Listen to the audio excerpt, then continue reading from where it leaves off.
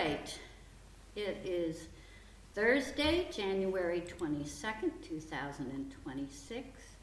This is the Holyoke Commission on Disabilities, and I call this meeting to order. First of all, roll call, please. If you could simply answer when I call out your name. So, starting with Betty.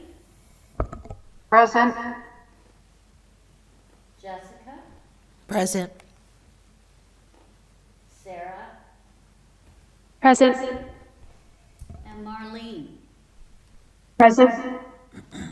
Great. All right. Good to see everybody this evening, and in view of the upcoming major storm, I'm glad it didn't start earlier.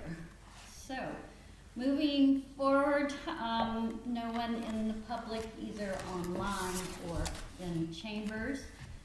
So we'll go ahead and move on to approval of minutes for 10/23/25's meeting.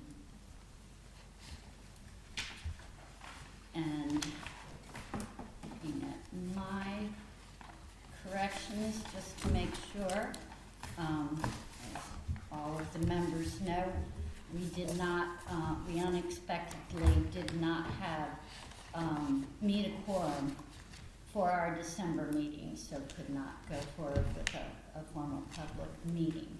So we're catching up a bit tonight first, and that will be starting again with approval of the meeting minutes from our last meeting, which was October, due to our Thanksgiving holiday break. So, on corrections, I had a couple, not too many.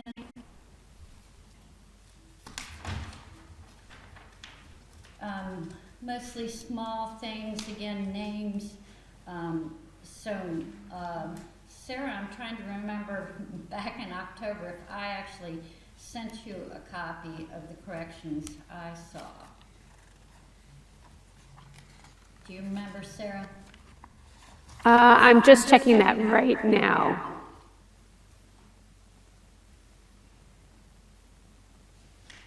I did not get any corrections for these minutes. No, they were going to be presented in our December meeting. Oh, I got you. Yeah. So Even December. No, again, they would have been presented then when we started the meeting. So the corrections I have, I can read to you. If you look at down at the agenda under old business, under A, it's mostly in that paragraph talking about process and distribution of the budget, that often the AI, I love the quote I heard, by the way, recently from a journalist who said it's not artificial intelligence, it's almost intelligence. So the AI will sometimes get names, Kelly's and mine, particularly wrong because Karen and Horan or Haran sound the same. So I simply changed on the second sentence there under process and distribution, Kelly to Lynn, and the next line, according to mod communication with Lynn from Kelly. And then moving on, the next one I saw was back under our discussion under one of, let's see, this is still under the budget where we're going through several things, and in this point on one, I'm discussing, it says, it's just I just did a correction for the correct spelling of my name. Lynn suggests tabling this part of the discussion. Nothing too important until we get down number 2 under that, where it talks about Neve is interested in the survey and implications for numbers of disabled seniors in Holyoke. And I added the sentence, she is supportive of helping us distribute the survey through the senior center, which was an important note. Then 3, the PBTA offers free, I just added accessible rides, because of course that's what we're looking to do, is make not just more rides, but accessible rides and transportation to medical appointments and work. Following down in that, into that paragraph, I also added, due to staff cuts, that and monetary cuts, staff and monetary cuts, that part has been cut. Now only medical and work transportation are available. It used to be, by the way, that PBTA would provide those rides for recreational things like going to a senior center, for instance, and they've had to eliminate that, at least for fiscal year 2025. Then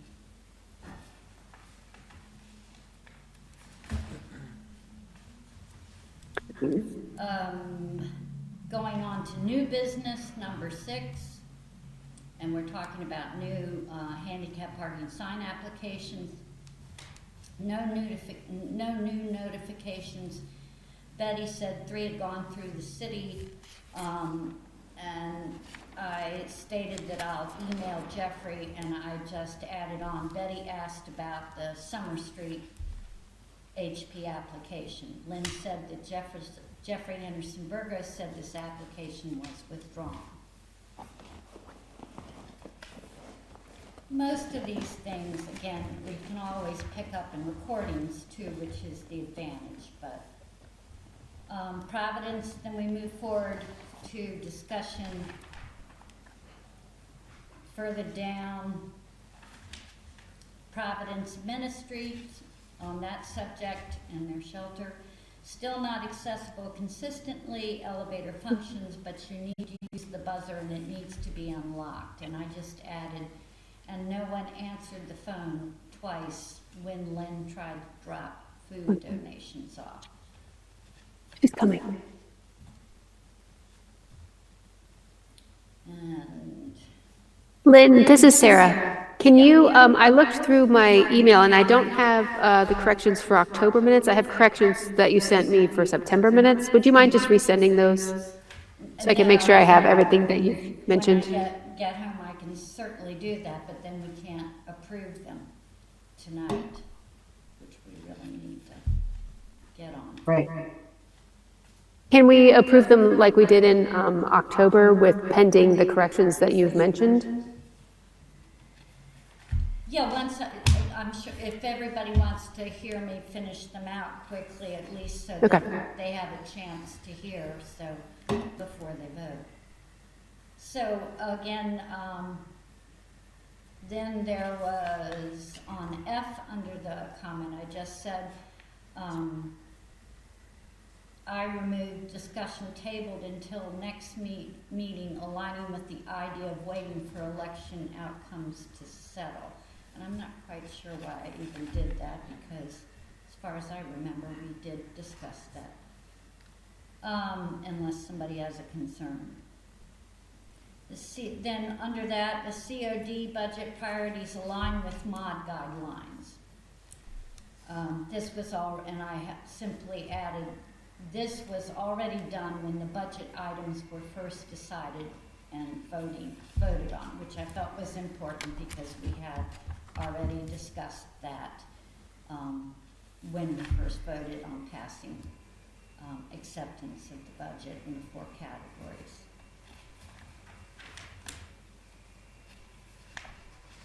Again, next page that I have, as I was explaining ADA requirements for accessibility,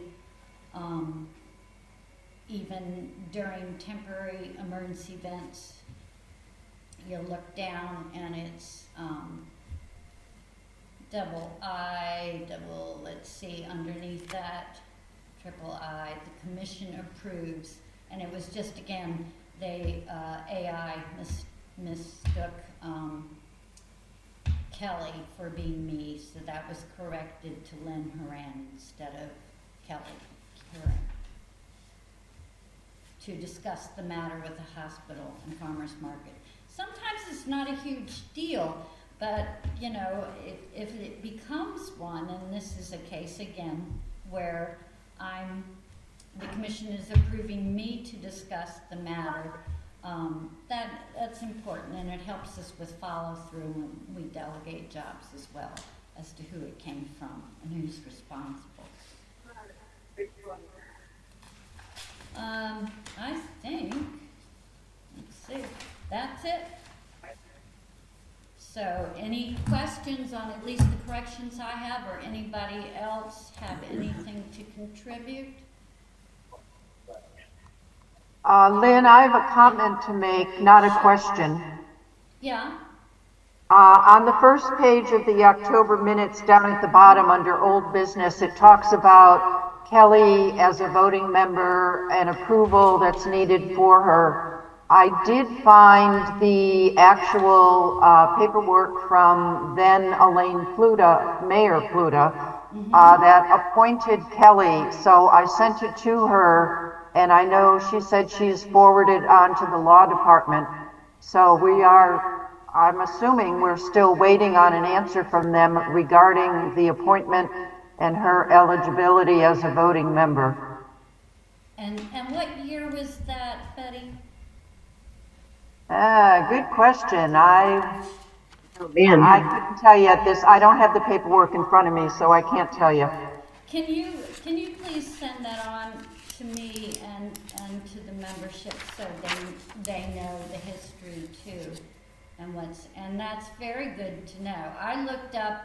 I was beginning to think when you brought that up, it might have been under Alex, because he had, I'm blanking on his name now, the gentleman who was in Kelly's position as the ADA officer, Bob something, I'm blanking on it, and had a brain injury, I think himself, and had empathy towards it. Anyway, there was something related to him that I read when I was trying to dig things up when you had mentioned that, but I couldn't find anything directly related. So please do send that information on to us, and again, too bad Kelly could also not be here. I am a little concerned that nobody bothered to mention it to the chair. So, when did you pass that on to Kelly? Several months ago. Yeah, you need a little better correspondence that way. Okay.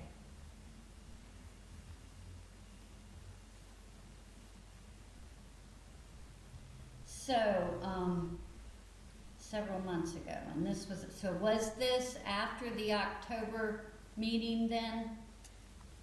I would assume so, yes. Yeah.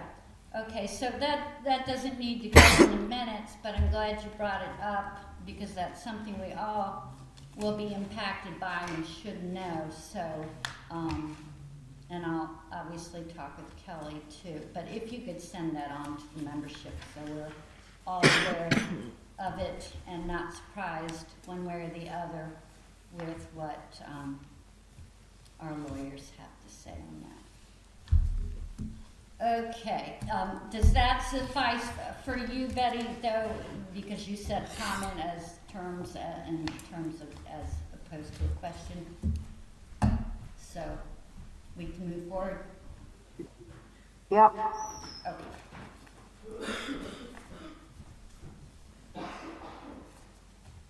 All right. So back to our January agenda.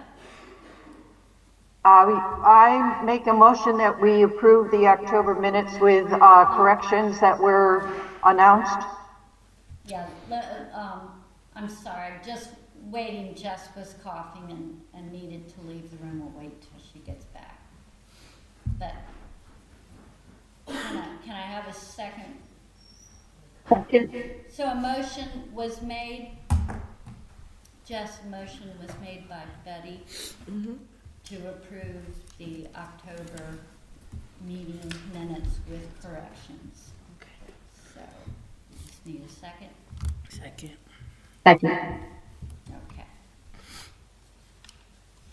All right, so we will vote on the October meeting minutes from 10/23/25 with corrections. All in favor? You've got to do a roll call vote. Yeah, we gotta do it right. All right, we'll start with you, Betty. Yes? Jess? Yes. Marlene? Yes. Sarah? Yes. And I also vote for it. Had everybody right, so approved.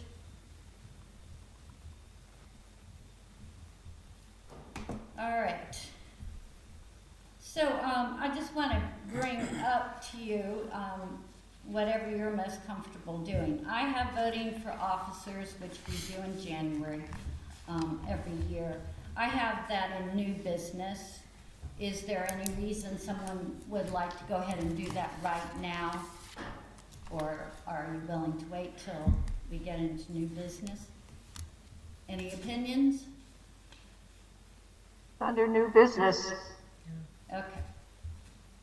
All right, so, old business. First is our budget discussion, starting with process and distribution.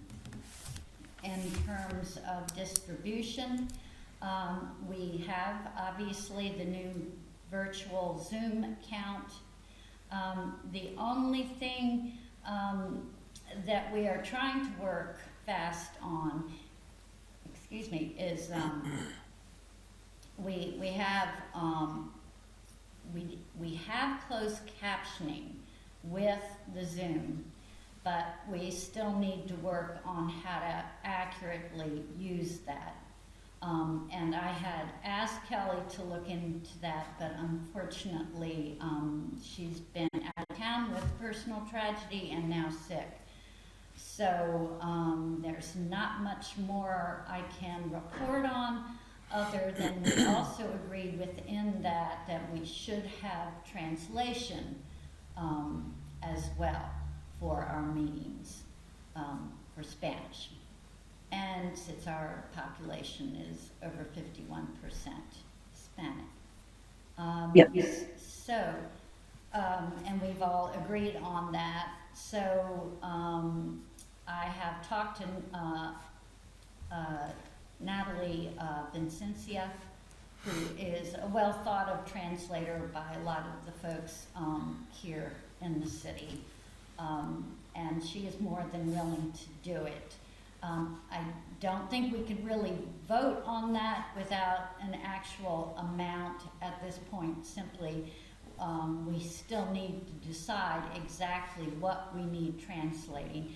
And this is one of the reasons I've heard that Natalie is so good, is it's very different to be able to translate live. She can do that. From written documents, which we will also need to do. And so I'm hesitant to go any further than just to tell you we are doing what we can for the closed captioning and the American Sign Language and how much will be covered. The only other thing I want to say about this, and I'll say it quickly because we're actually going to have it under our new business, is as of April 2027, because of our population being under 50,000, that the Department of Justice back in 24 has now requires all of disability municipalities, not just the Commission on Disability, by the way, but inclusive of, to get up to their standards for accessible digital content and services. So we'll talk a little bit more about that when I get to new things. The good news about that is what we're doing with our budget, particularly in terms of the Zoom virtual account, is ahead of the game to start addressing these things. So if no more questions on that, I'll move on to the survey. Not hearing questions. So on the survey, we have purchased the Survey Monkey, as we voted on last time we met, and we will be using Survey Monkey as the platform.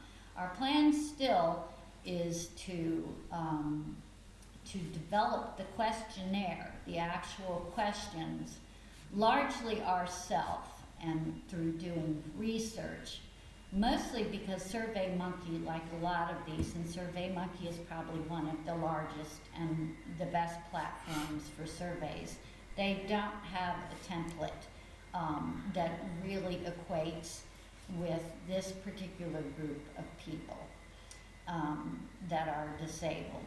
So, and we feel too, I think that most of us, those here that have either worked with, care for, or are disabled and live it every day, are the ones that are most likely to really know the sorts of questions, and also to have the sensitivity for privacy that we'll need to balance when we write up this. As we've spoken with, you know, we had looked at East Hampton in the past, distant past, and their 2021, and I believe just revisited it as well, is you know, almost 70 questions, way too many, and so we're looking more to keep it, you know, closer to 15 or so, but we'll see as we go along. But the only things couple things I wanted to say to add on, Kelly has submitted some information that I, again, hoped she would have shared with us tonight. I've been also for the last year and a half been researching the largest, most relied upon survey, which is through the U.S. Census.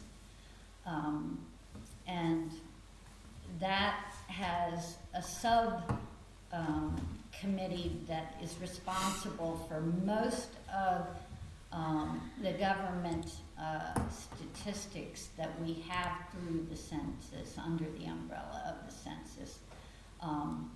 And they have a definition specifically for what they consider disabled, which will be a very important thing for us to consider as we ask our questions. But the first thing I thought of, again, back to the actual survey itself as we're writing these up,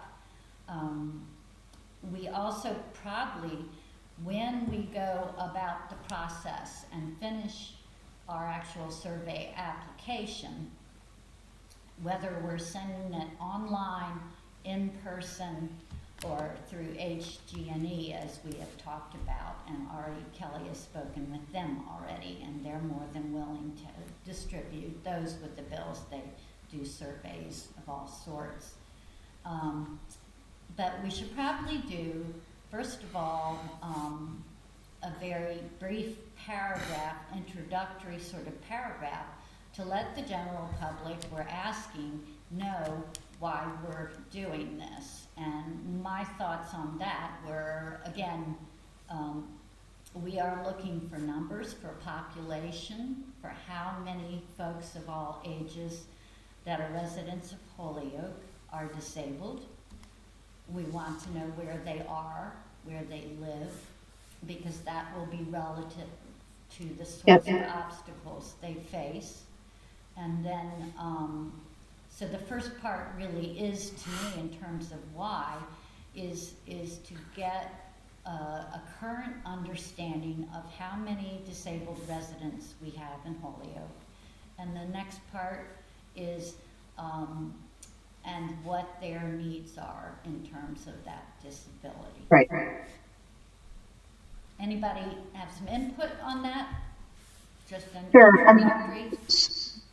Lynn, this is Marlene, and I've done, I've been engaged in surveys, community surveys, demographic surveys for a lot of years in my working life.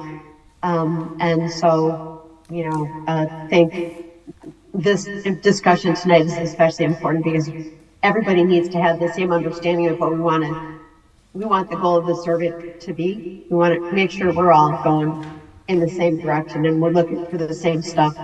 And so then we can, I think, put together questions that can hopefully simplistically give us that baseline to work from to know the community better. Absolutely. And Marlene, I do have, Marlene did send out to Kelly and I just a few questions, and I brought them with me that she considers important and has seen in her experience. So the first one from Marlene was, do you have access to transportation for medical, food, and social services? So certainly that's, to me, right up there. I mean, it's one of the reasons we put this in our budget, because we know transportation is one of the most important aspects for disabled people to live the best quality of life they can, and to also participate in community, to work, to take their kids to school, to go to the doctors, to interact, to join a commission, Do we want, Lynn, do we want to know if, folks have, I don't know how deep into them, understanding those demographic trends, whether people are working, whether they're trying to, all those kind of questions. I mean, all that stuff would be helpful to get, I think. But you don't want to make them too long either, so. Yeah, it is tricky, and I wonder if I should have started somewhat with some of the information from the census again. So, again, the organization within the U.S. Census that really you go to for the actual data in the U.S.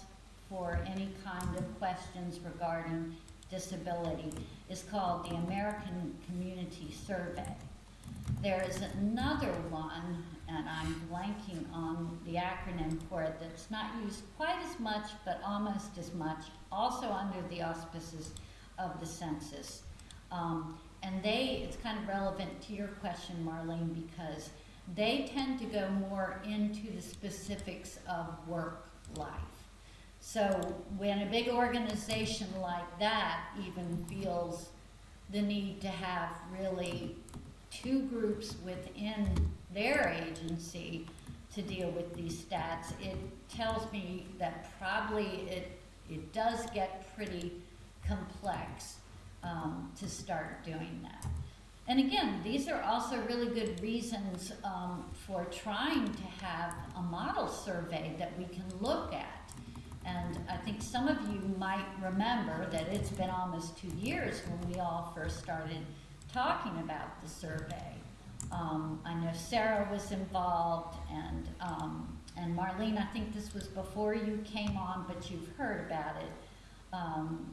And we started looking at these kind of things like East Hampton and other ones. And I had contacted MOD, the Massachusetts Office on Disability, to find out if they could give me some model for surveys among individual municipalities. It took me a long time back then. My contact there is much stronger than it was back then. But there, most of what I did finally get sent took a long time in coming, and then it was more a matter of oranges to apples instead of apples to apples. They would be towns that did not have the kind of demographics we did. They might have been about the same population, but a much higher income bracket. So income does make a difference, certainly. So we have to kind of figure out at least one or two questions, I would imagine, that address that. But it is still very hard. When I went to the webinar on the 14th, put on by the Massachusetts Municipal Association, that put on the webinar about the accessibility DOJ component we're going to have to comply with soon. There was a woman there who works for Stavros, I believe out of Boston, and she has offered to look for us because somehow in a discussion briefly on chat, I had mentioned we were going to be doing a disability survey. And she said she thought she could probably come up with some pretty good comparisons. So I did drop her off an email reminder earlier this week, and hope to hear from her with some updates on that possibly. Again, there is a fair amount of information in the census already that you can look at and know. The other problem with the census, though it's very good and they have a good, clear definition of what disability means, which we may have to also put in a introductory statement, come to think of it, if you all agree, so that people know, because some people won't consider themselves disabled when they are, or their relative disabled when they are. There's always a lot of question, and they have a very definite definition for who falls under that. The only problem with the U.S. Census is they stop at age 65. And that is a big deal because we have the largest population, boomers, of aging folks this country ever has had, and they most definitely are more likely to be disabled.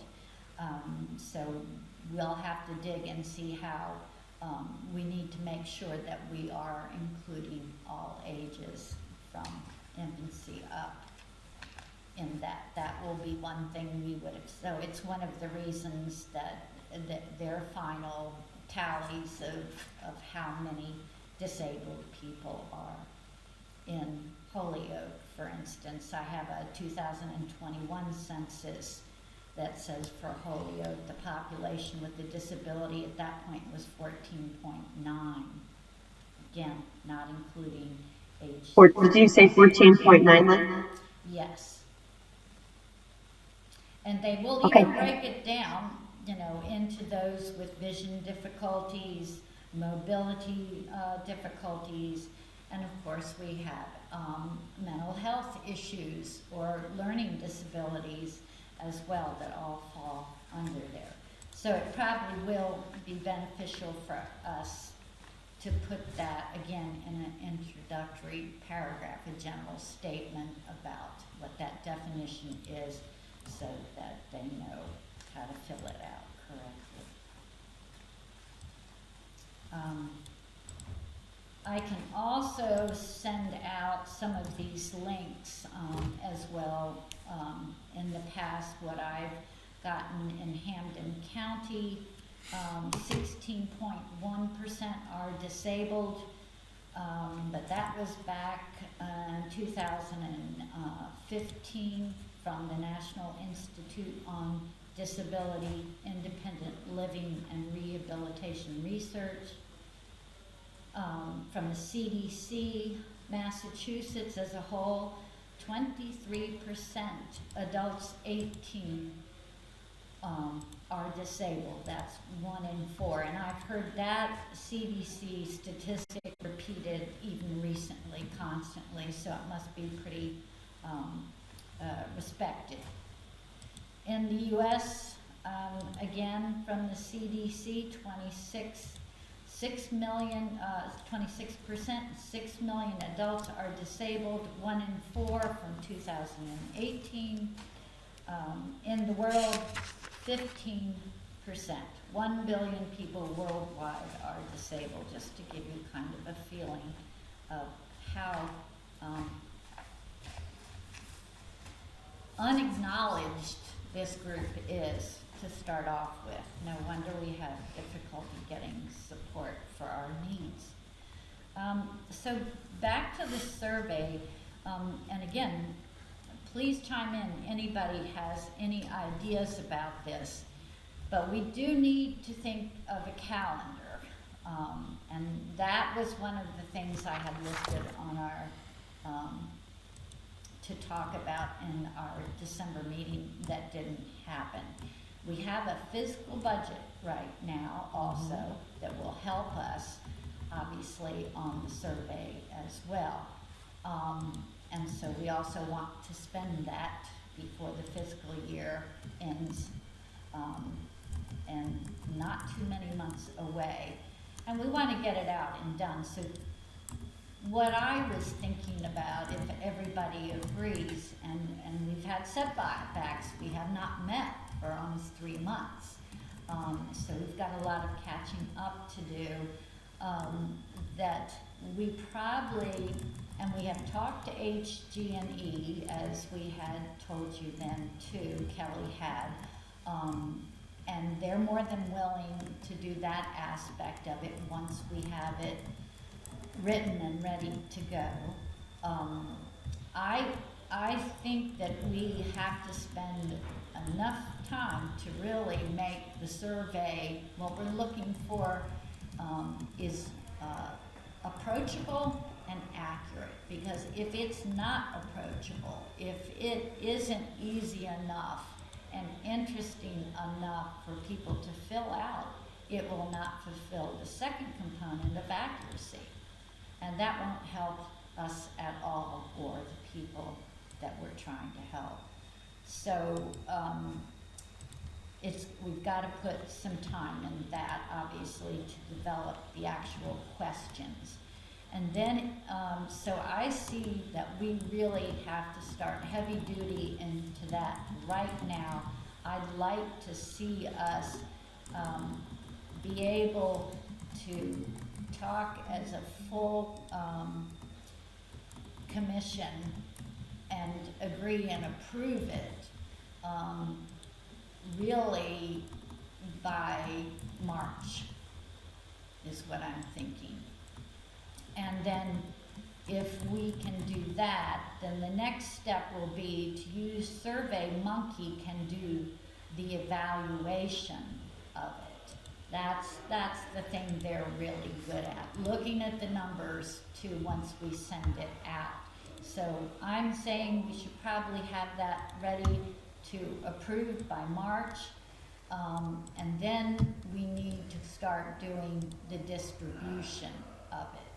One of those things we'll need to give HG&E an advance heads up about when they can expect to get that survey and when they'll be able to mail it out, which I see as possibly happening by the time we get into late spring, really, because the other thing is that nobody's going to come out to any events we put on to spread it around in person, as we talked about.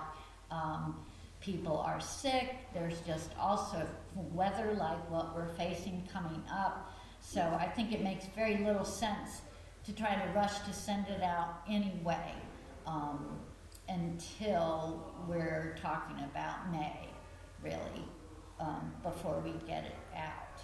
And then I would say, because again, our costs in terms of the budget are mostly going to be covered by the time this fiscal year budget ends anyway. We'll already have it out and hopefully the beginnings of evaluation. So I don't see as much cost as there is initially. And even outside of SurveyMonkey, we'll have some printing costs. We'll have to consider that once we start to move to get it out. I've also brought up to you about business cards. I don't know if we discussed it last time, but I don't know if we formally approved that or if you feel the need to it, but it seemed like everybody was in agreement. For one thing, we need to be able to look official enough that we can identify ourselves for everybody's safety and for our authority, so to speak. So just simple business cards with the commission's name, not individual names, just simply the commission name.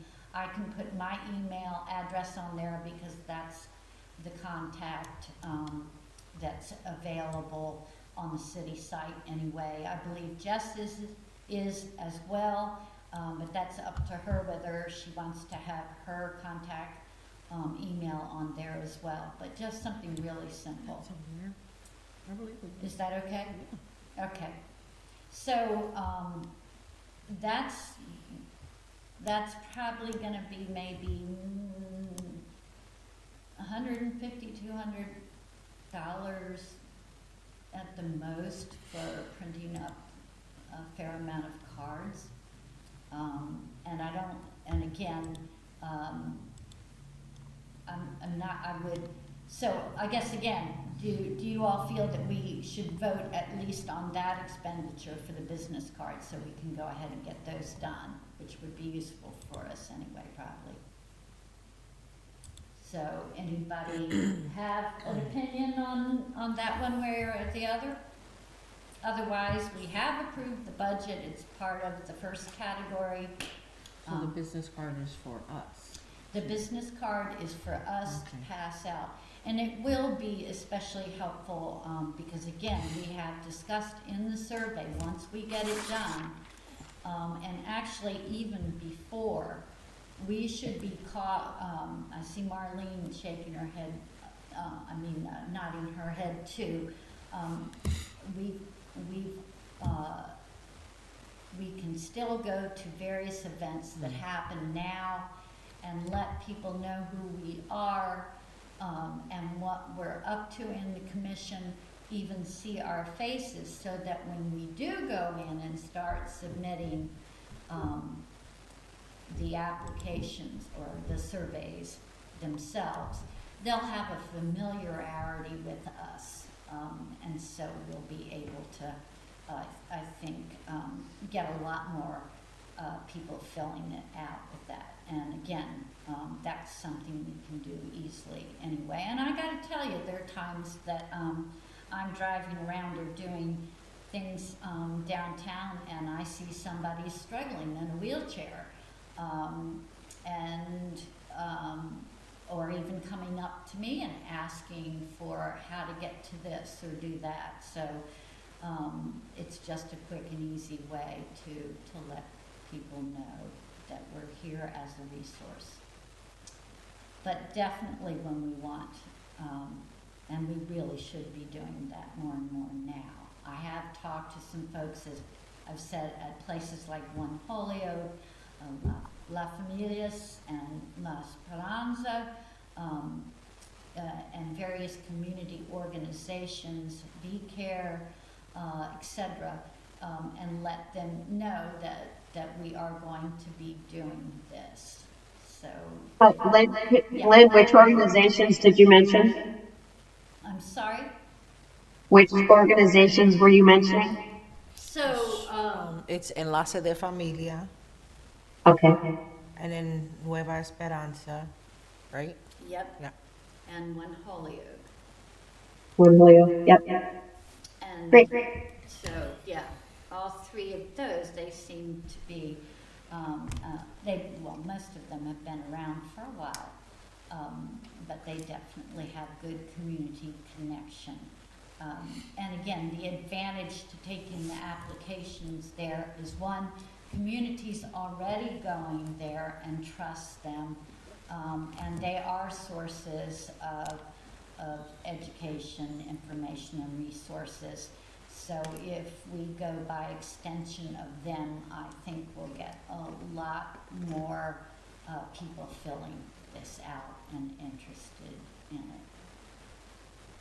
So again, that's kind of what I'm looking at. The biggest concern to me, and again, it comes into also what Betty was talking about even earlier, but our issues of not only our bylaws, and inclusivity, but also of open meeting law. And I have to say that I don't see how we can, what I would have liked to do is have a smaller group of our membership meet a couple times, once or twice, to just really hash out some of the questions, really get a basic sort of questionnaire, questions that we are using for it together first, because it's gonna take hours. And nobody wants to be sitting, we can't spend in one of these meetings hours on one subject. And I do see other commissions and committees do this, as long as you're not in a quorum. And I have spoken with the lawyers on the things we've done so far, like with the meeting and the budget, and passed all that information on to you, scrutinized the law myself, talked to the city solicitors again and again, and told you and passed you on my emails from her and the information that Kathy gave us at the time. And then I would finally add to, because again, we all want to do things the lawful way, but so much of this is also stretched to interpretation. What I also want to do, first of all, is that, again, we have a membership of people, many of whom, we're volunteers. They have jobs, they have children at home, they have disabilities and illnesses that they didn't anticipate. We're certainly seeing that come into many of us. And we are a valuable resource, and that's why the state law requires most of our membership to be in this position of disability and chronically ill, or a caregiver of someone like that. It is our superpower, and it is our challenge.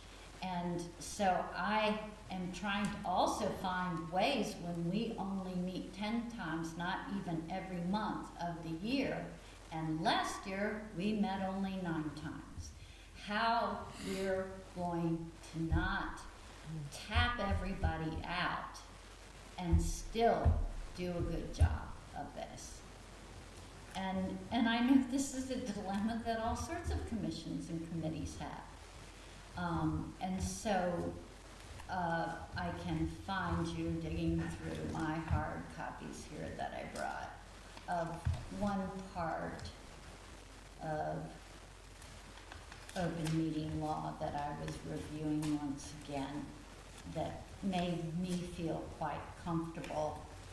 We've established for the most part what a quorum is. As Betty says, there's still a little bit of issue as the whole appointment thing and who votes. But even with our numbers like tonight, without Kelly here, we can go up to, well, quorum of course is established as a half of those members plus one. And so right now, we have 6 members if Kelly is not considered a voting member or to be counted as part of the quorum, or in this case, even if she is, she's not able to be present. So I don't see why, and it says, if I can find it in here, it does say under open meeting law, and I will get the actual part of it that was quoted to me.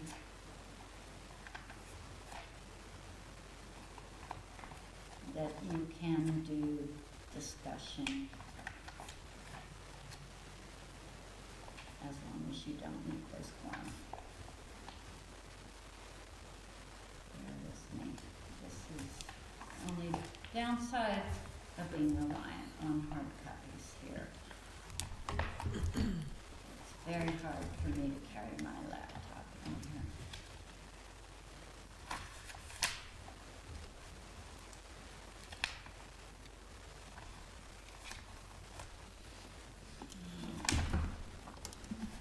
Yeah, I have to go back. This is all new business.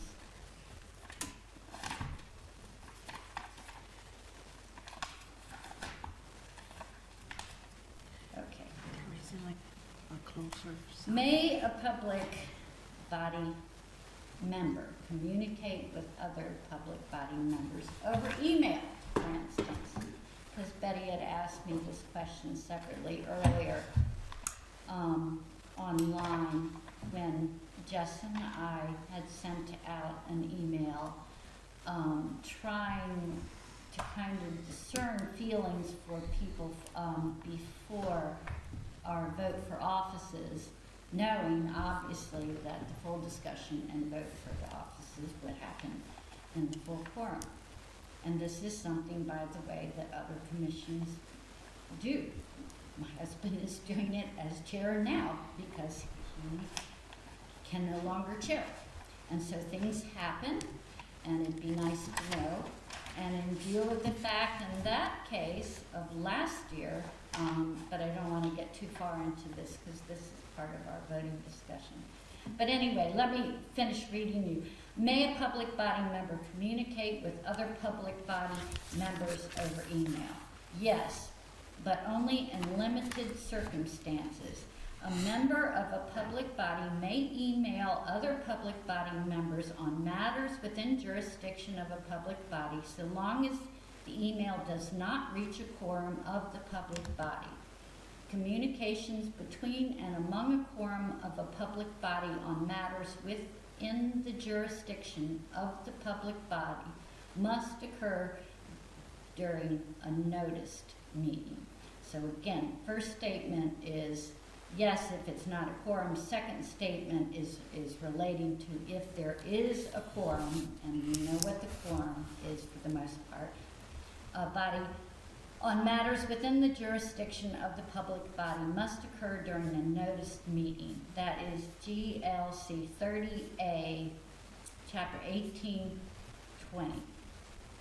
A public body member, and again, communications between and among a quorum of a public body on matters within the jurisdiction of the public body. So those are things that we can discuss, but with a public body during a quorum must then, of course, follow open meeting law and must occur during a notice meeting, and that means giving notice in advance. So back to our discussion about survey, I really don't see how we can get this done in the time that it really needs to be done. And then we're talking about a whole nother budget circumstance as well. And do this once a month. Look how much time we've already been talking about it in this discussion. And so my feeling was, as long as that rides true from the actual law. And our intent, again, is to protect our membership here so that we can continue to do a good job. We do that basic discussion with the underquorum membership that is knowledgeable about disability, and then we come back and bring all that information to our full Disability Commission to discuss and get input on as well, not tell them what we're doing, but get input from them. I think it'll go much more efficiently. And otherwise, we're going to have more complete commission meetings. And I tried that with you all too on other things, and nobody seemed to want to do that as well. And right now, that would mean, I would say, if we go that route, we think that that's the better way, or the accepted way, or whatever, to have separate public body meetings. That means I can set up in 2 weeks, or give it a couple days. We can exchange our schedules, and we can meet, and it'll wind up being about 2 weeks, a little bit over that by the time we actually get it out and notice to the public. And then we'll be meeting in less than 2 weeks again for another full membership meeting for the full agenda. So I'm all up for ideas, thoughts on legalities, thoughts on efficiency, how we can go about doing this. Can we have just a small group of people work on the survey, Lynn, like you suggested? Yes. So I would suggest that we have, in that group, 3 at the most, because you start getting closer to the quorum. Again, depending on what final analysis we get from law on that aspect of, for instance, very importantly, what our ADA officer, Kelly's allowance is for her role. And that's going to be important to know. I'm not really sure why that wasn't established a long time ago, so that she knew it. She's trying to do the best job she can too. But anyway, based on what we do know of that, I would say keep us safely under that quorum. So right now, outside of Kelly, that's what, 6 members? If we don't include, so it's me, Jess, Sarah, Marlene, and Leanna. So 6. No, Betty is 7. Betty is 7. Yeah. So again, half plus 1 is what you need for a quorum. So we get into fractions. I'm happy to volunteer. I started working on questions, but Yeah. if anyone else wants to. Well, and I personally, so first of all, we need to decide, how do we see going forward in that? Betty, you have particularly been concerned about in terms of breaking up in smaller groups. What are your feelings? I've always been concerned about it because I was under the impression that Kelly was a voting member, and that made a quorum when she was at a meeting. Until that is resolved, we know she's not supposedly a voting member. So as long as she's not involved in it, there's no issue with a smaller group working on this item. Okay, that sounds pretty much the way I'm thinking of it. So, again, so we can do smaller meetings, and again, I talk strongly, but believe me, I want to hear what you all think too. I'm just telling you my opinion on on this particularly. I do feel strongly about having a strong amount of people who are actually disabled or caretaking. Sarah, I would love to have you on it particularly because you have that role in understanding in the way the rest of us don't. If you, and again, I don't see these meetings as being endless. This is a temporary sort of thing, to just kind of really do some good brain work together quickly to get these questions down. And then, of course, we're always coming back to the full commission for input at all. So again, if we stay at, I mean, we'd have to have, and of course, we're talking fractions, we'd have to have 4.5 members to be a quorum. So technically, we could even, as far as I can see, we could even do 4 and still be under quorum. 3 would definitely be safe. Mm-hmm. There's no dispute there. So I certainly would love to be a part of it. Coming up with the idea initially, still do, but if it needs to, me not doing it, making room for somebody else, I'm fine with that.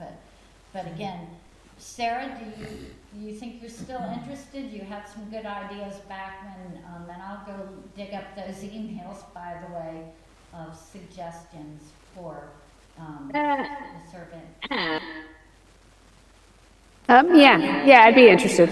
Okay, so everybody in agreement, definitely Sarah, because she has a really specific role that will be helpful. And then,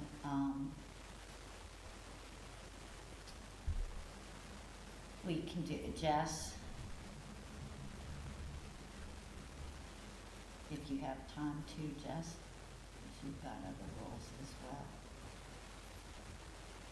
Does Betty want to? And who else? Marlene, Eddie? I'm happy to participate if there's room. So are you all comfortable with going with 4, Sarah, Jess, Marlene,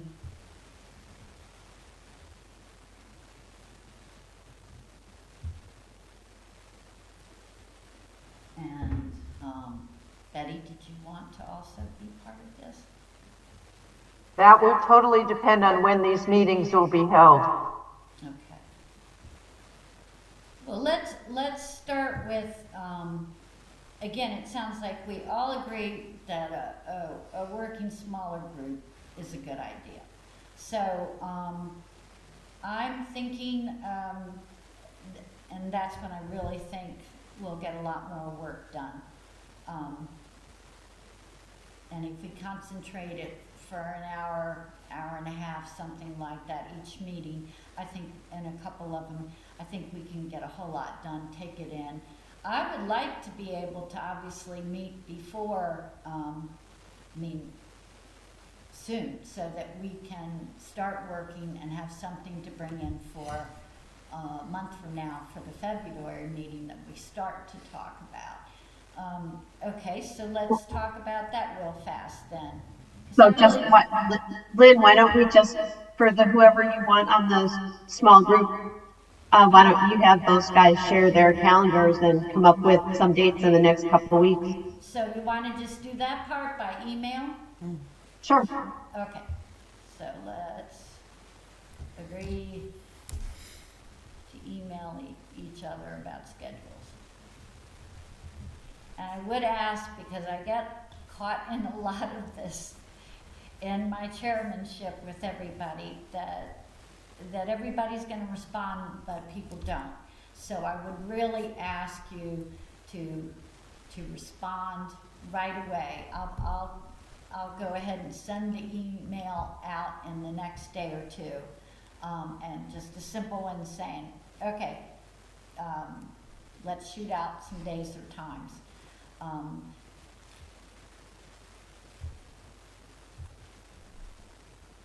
And then everybody to respond, so we can get it narrowed down pretty fast and set up and then go from there. All right. In the meantime, and we'll obviously update Kelly too, because Kelly also had some interesting input in terms of some survey information and questions she had been looking at. I think that is pretty much it for that subject. Anybody else have questions or comments in terms of survey? Yes, this is Sarah. Do we need to make the vote about the business cards? Yeah, Purchasing the business cards? I never did get an answer. Does anybody feel like that's necessary to go that incremental? Sure, I think if we go to places, we ought to have a card or a badge or something. I think we should be able to identify us as something. Yeah, I think everybody, at least even in October, was agreeing to that. But what I'm asking, if I'm not being very articulate, is do you think this is necessary to vote on this? Yes. Yeah. You're spending money, you can vote. Okay, so I'm gonna need somebody to make a motion to vote on $200 for business cards. I would make a motion to spend $200 on identification cards, business cards. Second? Second. Okay, so we are voting on a $200 expenditure from our budget to produce Commission on Disability business cards. Betty? Yes. Jessica? Yes. Sarah? Yes. Marlene? Yes. And I vote yes. Okay, approved for that purchase. And thanks, Sarah.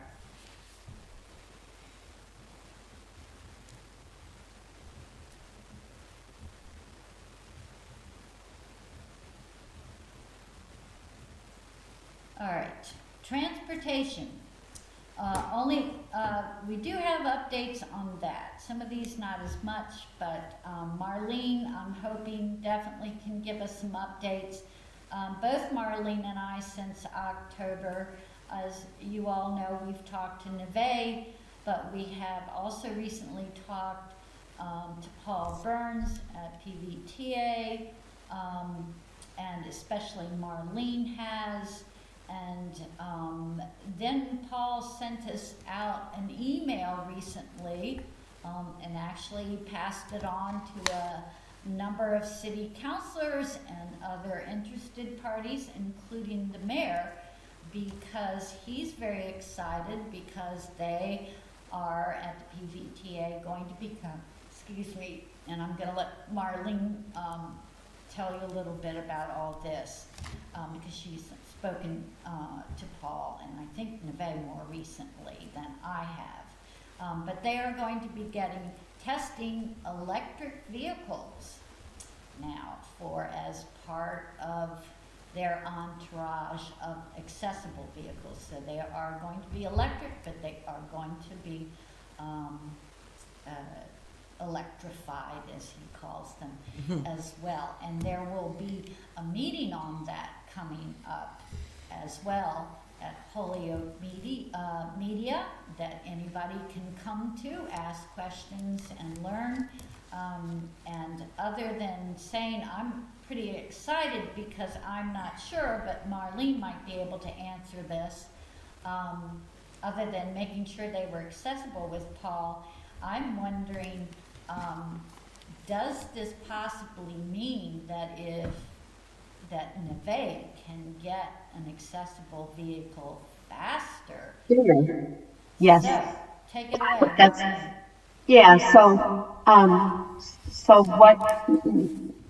what we've been talking about with Paul, since we're not in the 22G status yet, so there's no program, but we do have some funds that we want to be able to support accessible transportation this year, as part of our budget. The first thing that would have been easy would have been the ability to support the PBTA's budget, or use our funds to support the fare portion of the budget. So the disability community, we could pay the fare portion of those trips for disabled people in Holyoke. But Holyoke went fare free, our PBTA went fare free, so that avenue for working with them and using our funds to support them, or to support the residents of Holyoke, sort of went out the window with that. But he and I have talked about two things. One is the city of Holyoke will be receiving an accessible vehicle. They are anticipating receipt of that vehicle in 2027. And Paul, because of the conversations that we've had, Paul wrote and talked to Neve, and Paul made sure that Holyoke, that the vehicle on the list for Holyoke was an accessible vehicle. The idea, he suggested we identify some ability, maybe to identify a pilot opportunity to work with Neve to figure out how we could get something started on transportation wise. Neve has said that she didn't really want to be interested in participating yet without any sustainability in the funding. So she was a little concerned of starting a program, and I agree with her. You don't want to start a program if you don't have a way to sustain the funding for that. But this will give us a chance this year to pursue the 22G process. And if Neve has access to an accessible vehicle, I think we could easily converse with her. She's willing to chat with us about how they can participate, how we can participate with them in setting up a pilot. One thing I've not figured out yet is whether or not there's whether or not the PBTA wants to operate it yet, or the pilot could be something that the Friends of the Holyoke Senior Center operate. If there is still a Friends group that it could accept the funds, because we don't know if the city could. So there's some of those financial issues would need to get resolved with her. And I've been on the Holyoke Senior Center webpage, Facebook page, every page, and I've not found anything that says Friends of Holyoke Senior Center anymore. So Betty, is that something, do you know that? Whether there is such a thing anymore? Yeah, I don't. So, Yeah, I Marlene, don't. interrupt you for a second. When you and I last talked, and again, Marlene's right, from our past discussions, and I mean, it's been a couple months since our last one, and we had already reported to you all that Neve again was concerned. They already have a vehicle they use for transport, if you remember, for seniors, but it is not accessible. They do already pay for the insurance and also the driver. Their biggest cost that she thought we could help with, should they go Maintenance. for an accessible vehicle, was mechanics. But again, as Marlene said, and we've told you, Neve, understandably, we find in a lot of these situations, and in both the aspects of transportation, whether it was the program of fares that we wanted to help with, or Neve's purchasing an accessible vehicle and we could make our contribution towards mechanical repairs, that both of these still need to be sustainable from year to year to really encourage them to feel safe. For her to go and stick it out to purchase a vehicle or even just pay for aspects of it, she felt she needed that security. And again, Marlene's right, then we'll talk about that relevance to the 22G, how that makes that easier when the money's there.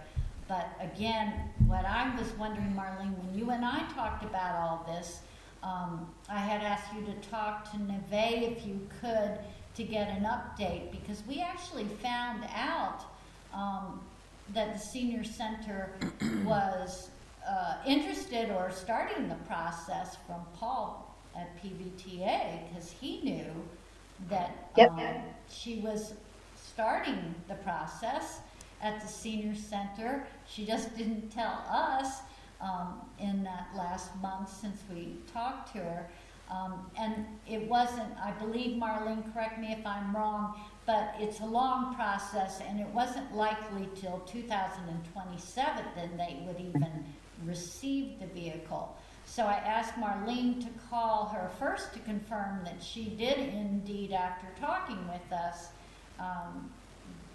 solicit the program that the PVTA has to get a vehicle for free. But it takes a long time again. So did you Right, not and talk with her? yeah, Neve and I have traded phone calls, but we have not spoken yet. Okay, all right, so we really don't know From her what's yet, going no. on that end, so we need to definitely get that done fast. And so Yep. Marlene, if you would keep at that, that would be really good, because that's what we need to know. Do you know, Marlene, from Paul, whether this pilot program they're talking about with the electric vehicles, would they be, would that increase the chance of her getting a vehicle faster? That might. So you haven't talked with him about that either? Yeah, no. He doesn't, he will talk to me about that on Wednesday.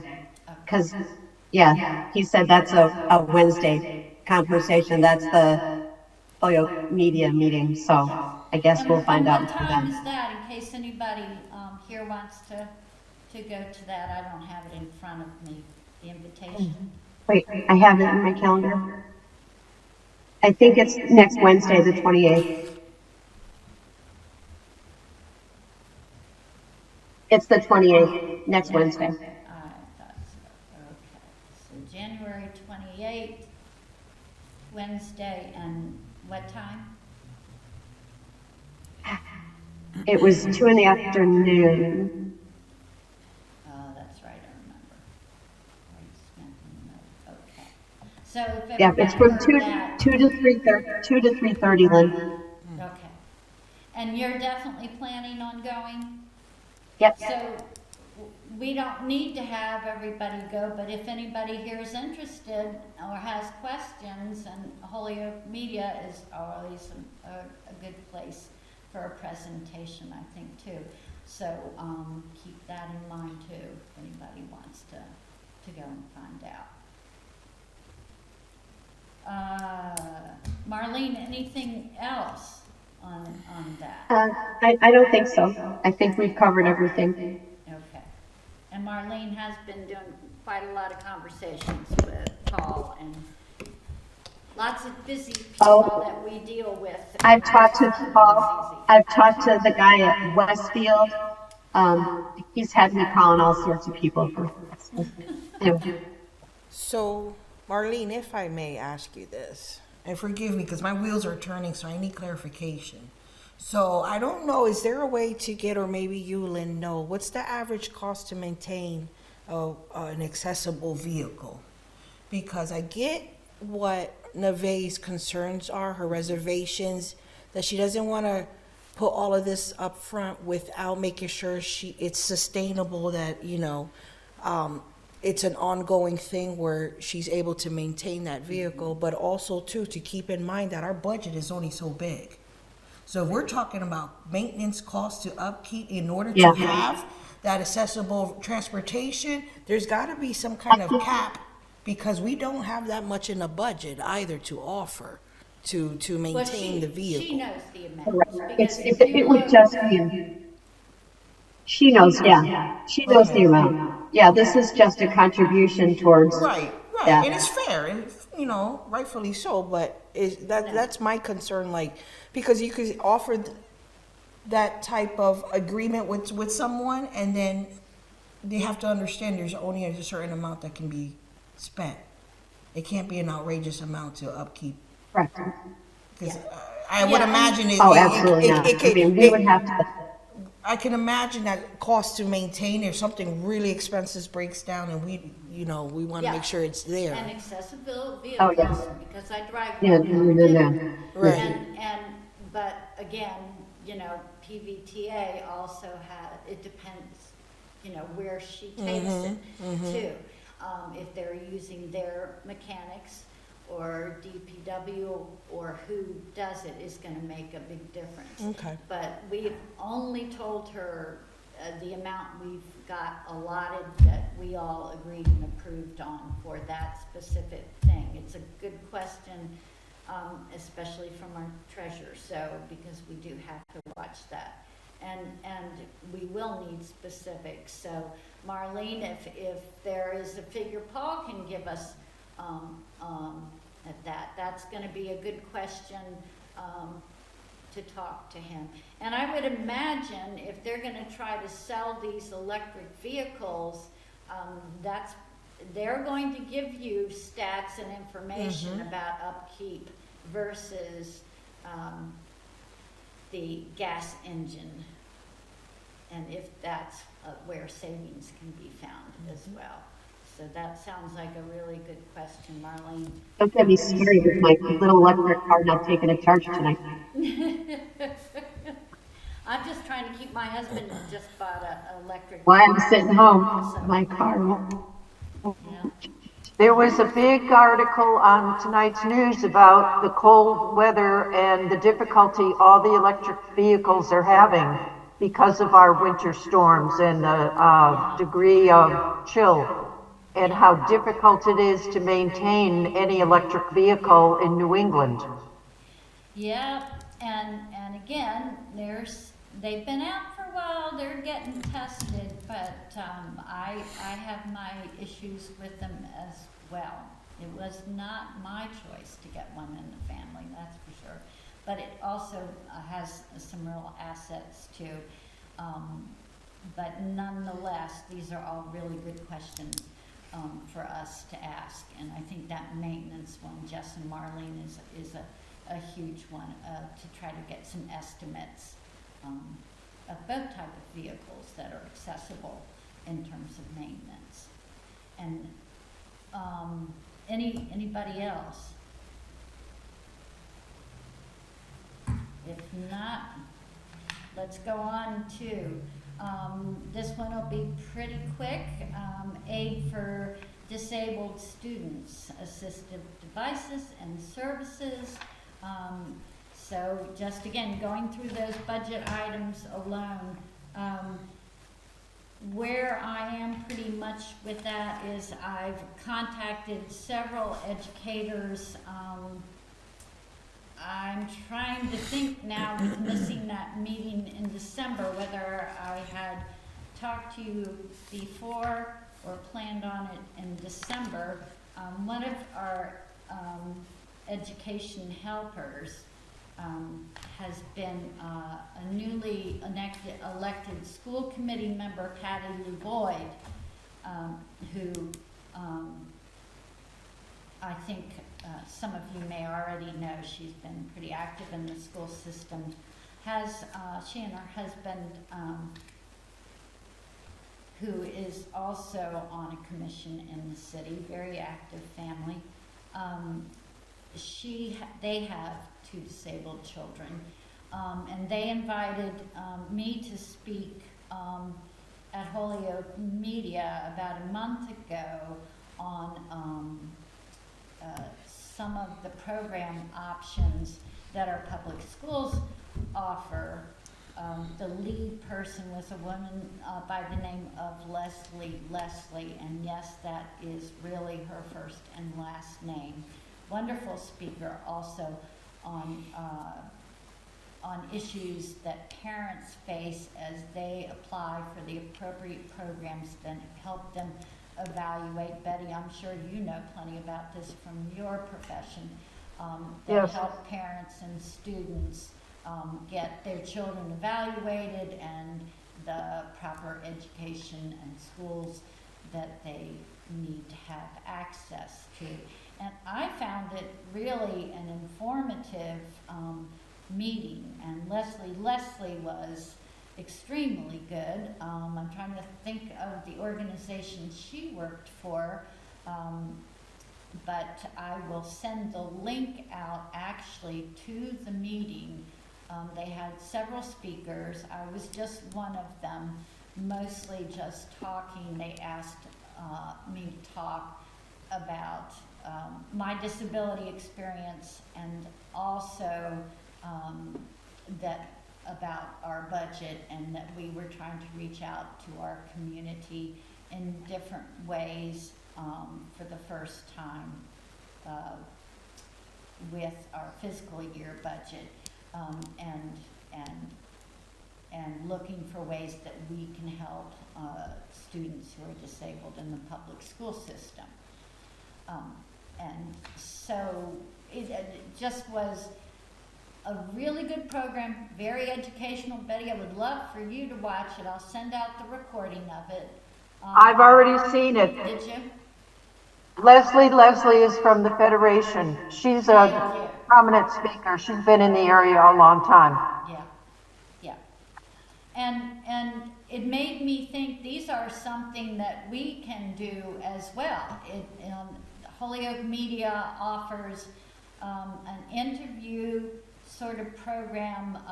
A friend of mine, Linda Pratt, does with people that work in the city and what they do in their job. She's interviewed me before, and lots of other people. And that might be an opportunity when we're getting ready to talk about our survey, for instance, and want to elicit interest. That might be a place to go. But again, I bring this up mostly because I know Patty's very interested in what we're doing and has offered help in any way she can, and us in terms of how we spend that education budget. And the woman that I discussed, I talked with a friend of mine, Anna Regali, a former counselor here in the school system who's now living in Mexico. But I've worked with her in education projects in the past, and contacted her about Good Folks. And that was before even finding out that Betty has her own long history in our public school systems here. But, and once again, I've got to find out. So I've talked to a woman who heads,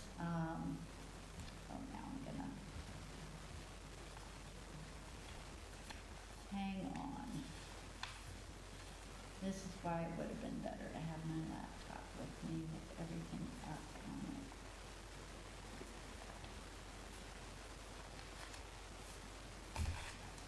Oh, all right.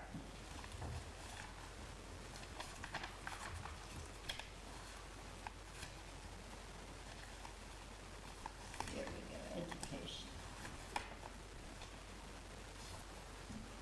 So, I corresponded with Marion Courier, who's Chief of Pupil Services at Holyoke Public Schools. And what I heard from her mostly is she likes the idea of working together with us to create possibly events that promote an understanding and inclusion of students with disabilities. so disability awareness programs, or workshops for families and caregivers, sessions on navigating resources, assistive technology, and advocacy. And then her third item was inclusive recreational activities, community events that ensure accessibility is there for all students. So,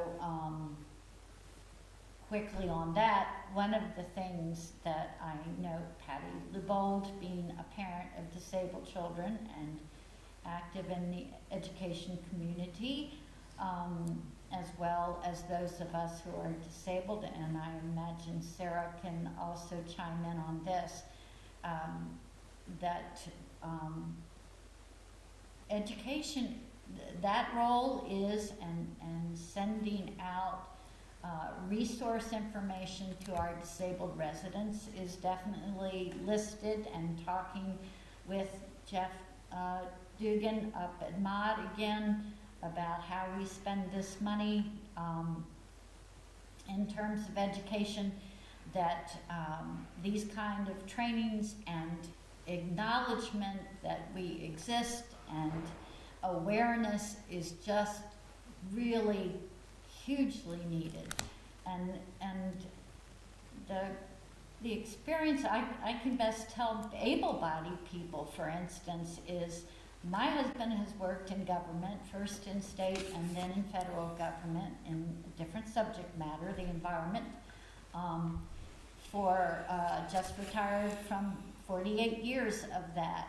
And I know he's had quite a bit of training on sexual harassment, on LGBTQ plus rights, and sensitivities, on racial issues. All of three of these things hugely important in keeping up on our trainings and awareness of as we work in community and particularly government.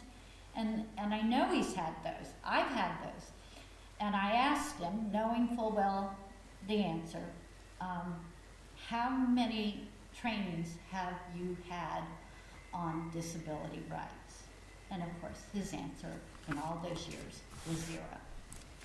And so I do think that is something we can think about in the future, and talking about working with the school system, with Marianne and some of these other folks and the teachers as well, about how we can do events where we are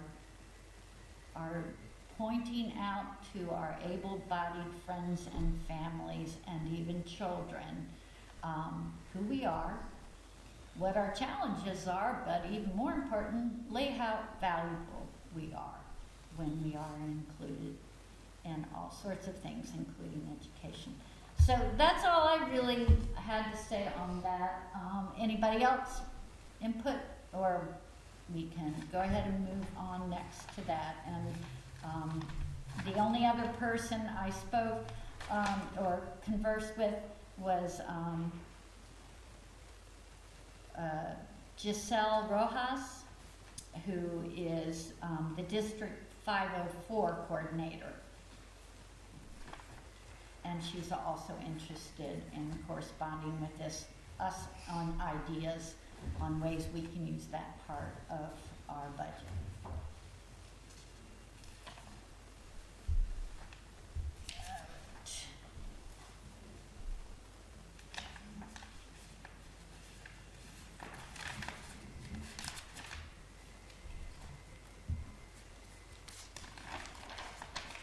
All right, 22G funds account process.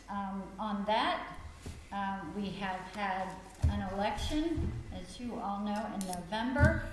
I bring that up because I think we now have a city council that is likely, more than likely, to be much more supportive of us going through the process of the 22G funds account. And and one of those reasons, well, we've lost the ones that I've already had to deal with in terms of the finance committee. that were, actually, my feeling being somewhat obstructionist on that and not likely to ever support us on getting that funds account. So we now have a lot more members that I know will be supportive of it. One of them already works in that area in terms of hospice and caregiving at home. The other one, Nicole Masonette, who is a brand new city councilor, works for V-Care. I've had a couple of discussions when I've run into her down at some of these community organizations in the last couple months. She is definitely very supportive because that's, you know, what her profession is terms of caretaking. I think we have a really good chance, first of all, of getting through that process, at least for the next 2 years until we vote for another city council selection. So my opinion, and I think some of the rest of you who are aware of this, is it probably would be a shame to miss that opportunity. The other thing I would say on it, as we've discussed, and as we try to disperse even our fiscal year budget, we are finding that it takes not only time to do that, but things can change. And we feel, I know I do, and I know Jess as treasurer does, the pressure to get it done fast, because again, it is not a revolving account. And so you're always gonna be looked at how well you disperse that money and how it goes. But it is particularly so with the fiscal budget. And to know that that won't suddenly be taken away from us because we run into an obstacle, or we might run into a need that presents itself as being bigger than one we had originally thought of. We can shift from item to item as well with that account process. And again, because people plan their budgets now, Holyoke's starting now in January to start thinking about how they're gonna do that next budget. And we saw it certainly for us. We started early on our presentation for it, and then have to distribute it. And then, of course, as Marlene said, Paul Burns at PVTA. One of the reasons we lost out in the fairs aspect of that is by the time we got the money and knew we were going, or got approved for it at the end of June, they were well on their way to paying.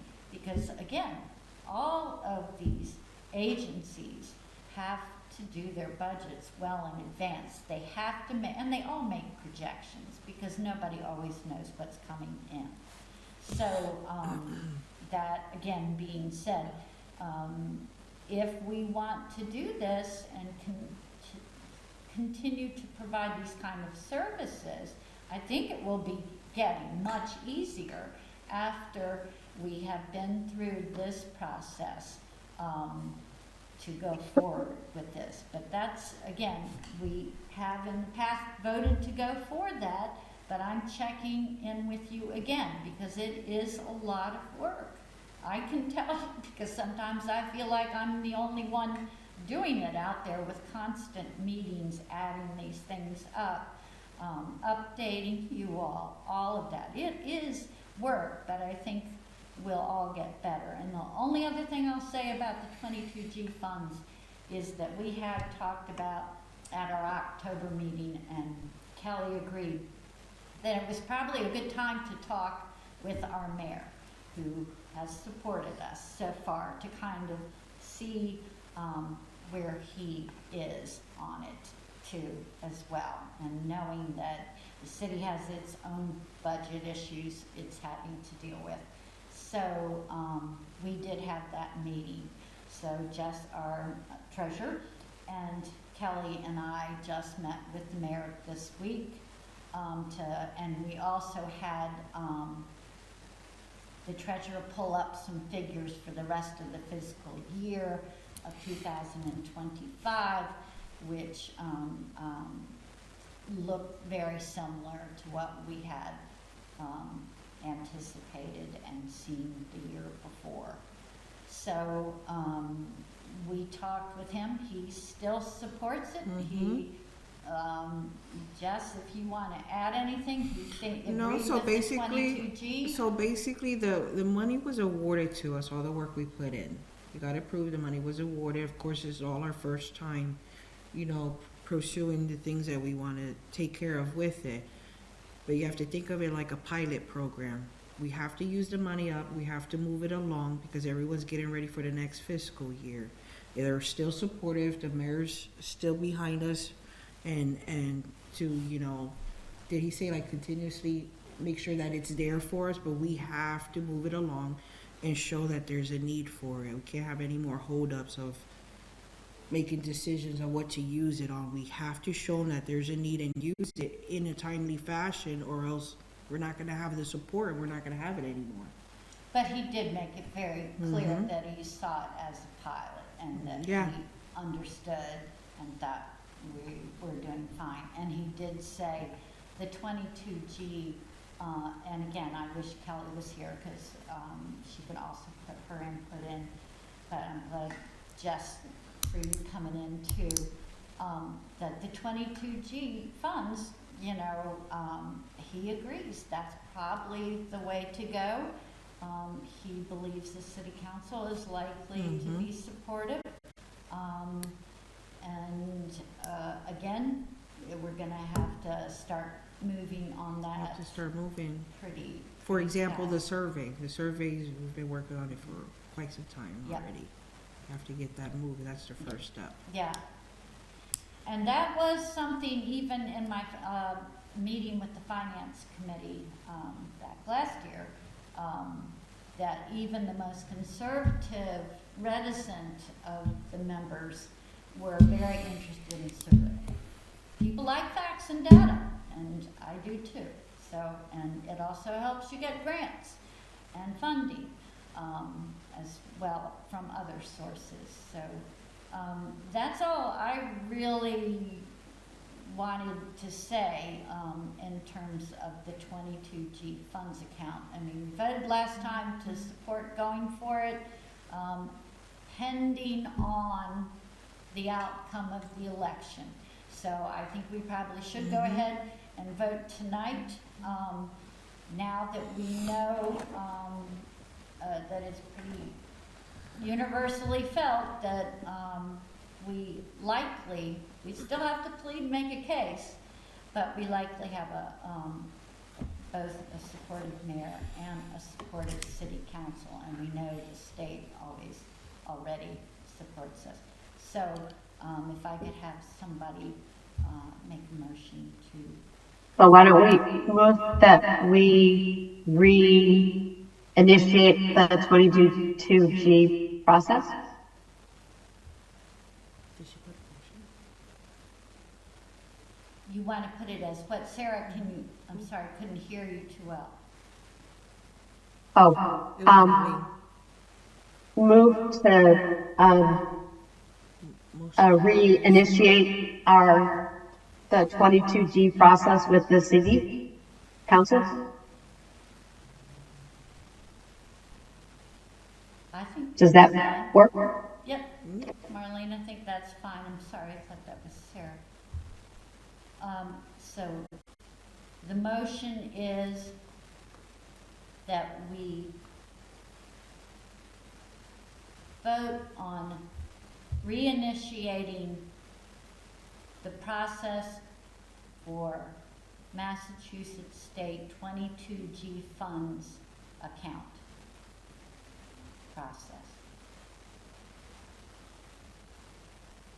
Have a second? Motion to approve, second. Okay, so voice vote. Betty? Yes. Jess? I approve, yes. Sarah? Yes. Yes. Marlene? Yes. And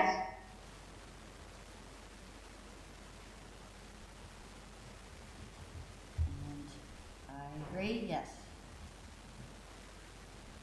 All right, approved. Okay, we're fine now. Update on a complaint about the Holyoke Mall accessibility.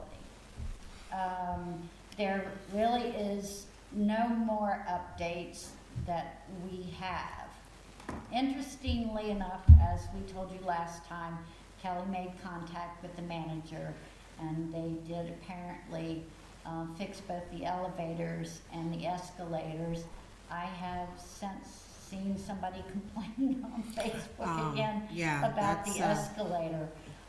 That's not accurate information. I recently was there and escalators, Yep, so all of them are down. Yep, I think we're pretty much updated on that. All right, then update on concern from disabled resident and former nurse on city mitigation process for opioid mediation. So on that, you already knew we did have our meeting with the mayor, and this particular resident who had contacted us and got information. The mayor was unable to come because he got called away by the state for discussions, and but we continued with Alicia, who is in charge of that process and grant applications for our city, and had, and I'm pretty sure we did this back in October. We had a pretty spirited but good discussion on both sides. Since then, they are now in process. Anybody who's interested in the disabled community in this important distribution of mediation funds can go to the website for it's listed on holyoke.org. You will see where you can go to for the opioid mediation process. They have an advisory committee that has met a couple times, and they have accepted numerous applications for distribution of the funds to residents, and they are going through those applications now in terms of who will be accepted. Alicia does keep me posted on those meetings, but anybody interested here can also look up those dates for public meetings, talk about open meeting law. They definitely have to adhere to that, and it's a very, very important subject to make sure that happens. So anybody interested, please participate. Kelly and I have talked about this as well with the mayor, and at this point, as Kelly found out with ADA, we do indeed, under the law, we are allowed to support those folks dealing with substance use and addiction, as long as they are getting treatment. The ADA allows us to be resources for them as well as any other disabled person. So we are, again, mostly acting in this, at this point, as a source of resources and directing anybody interested in that issue to follow this process. They're pretty far along at this point, and I would definitely encourage people to use any opportunity they have to speak publicly about their concerns. Other than that, I don't think there's a lot that, unfortunately, our commission has really the authority to do besides direct resources. And certainly, it's a really huge job. I'm glad the city's doing it. We don't have that individual labor, unfortunately. Anybody else?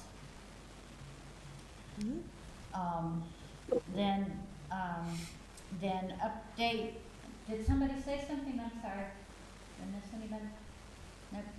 Okay. Update on complaints on the farmer's market. This one's going to be short and sweet.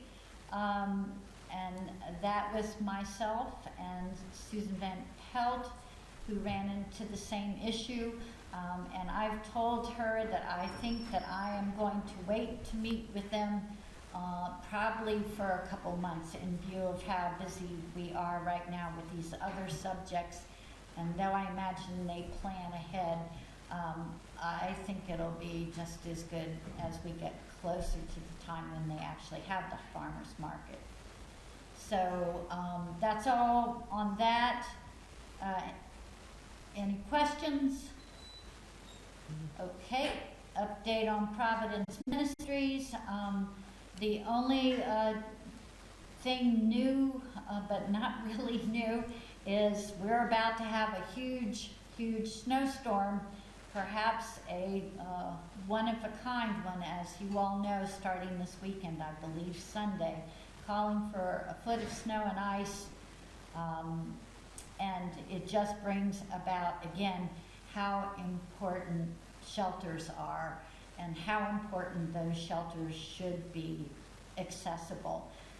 Thanks to what we did last year, and talking with the mayor, they were able to get their elevator fixed, but unfortunately it still takes a buzzer to get in there.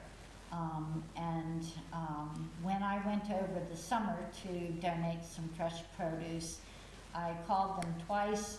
Nobody called me back. I went, as I was waiting in the heat outside with the produce, pushed the button, nobody came. I did contact the folks, but I think at that point, by the time they got to me, I had to leave. I think what I would like to do is to go back and meet. They have someone newer managing them right now. And by the way, Providence Ministries works really hard there. They do have some wonderful programs. And it is not an easy job to keep a building safe when you're offering overnight shelters. It's really tricky. And that is a part of the reason that the door uses the buzzer. But we have to find a way, and I would like to go and talk to them again, and possibly also contact the mayor's office, Jeffrey Trask, again on emergency, because they are required by the state to make sure all emergency shelters are accessible, and this one needs a little bit of work on this, but I think it's doable, so I'm hoping to speak with them about that. Nothing else on that? Any questions? Nope. Okay. Update on the Massachusetts bill, an act expanding access to trails for people of all abilities. No surprise there. They are going to be waiting for the next legislative session, which will be starting, and the bill will be proposed. Update on climate resiliency. That actually was to be in old business because we did talk about this before. So that again was proposed to us, and we spoke about it in September, I believe. Yoni, a conservationist in the city, had contacted me via commission on being part of this. They were in process of developing, of applying for a grant that would help them in terms of their agendas.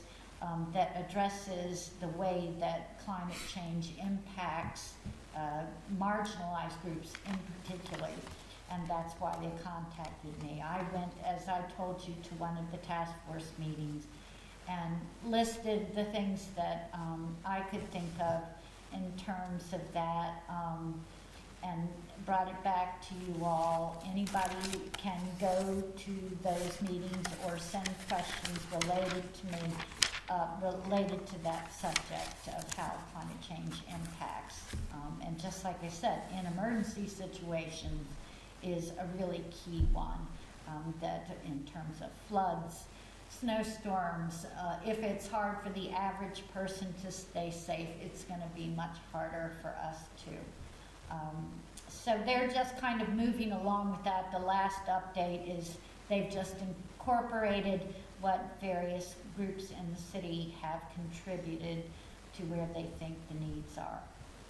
Any questions? Then new business. Here we go, finally. All right. So, we need to vote for officers. It is a new year. And again, my concern this time, as this time being chair, was that last year when we did this, it was pretty chaotic. None of us came to that meeting having any sense that we were going to lose 2 of our 3 officers. And so I guarantee you, I certainly had not anticipated that I wanted to be chair. That definitely was not the case. But poor Leanna, she had to make the decision that she did, obviously, and we are thinking of Leanna even tonight as she battles what she's battling still. And then, of course, Betty needed to get her surgery. There are these things that are going to be needed, and we have to do them, but none of us had preparation for it, and it was pretty stressful. And first of all, I want to thank Sarah for stepping up. Sarah, and Jess as well, for stepping up as vice chair, and then treasurer as well. So I had talked briefly with Sarah, because again, we talk about the agenda or getting things right on that from time to time. And secretarial work, of course. And so I knew it had been a stretch for her. And so that concerned me because, again, wanting to forego that chaos, Betty, that is why I approached it like that, knowing that other commissions do this as well. And reading, again, back to the law, I was not, by the way, ignoring your question, because when I sent an email to both Betty and Jess to try to discern if Betty was interested or not, so we could be prepared for some sort of organized quick discussion where people aren't panicking. And all I can say is that's all that was about, and I know that other commissions do it. And the reason they do it is we don't always know year to year, and especially in this commission, month to month, what changes in a family's life. A parent gets sick, we get sicker, somebody loses a job, somebody takes on an extra one. It happens all the time. Obviously, that was never going to be in lieu of the true discussion we'd have tonight, let alone the vote. There was no conspiracy or anything else involved in that whatsoever. And I actually meant it to be a compliment to you, Betty, because if there's anybody that understands the value of secretary, it's all of our members when you lost you for a bit too. And somebody had to step up to do that job quickly. So that being said, I guess what we need to do is get on with voting unless anybody has anything else. We'll get moving. Okay, so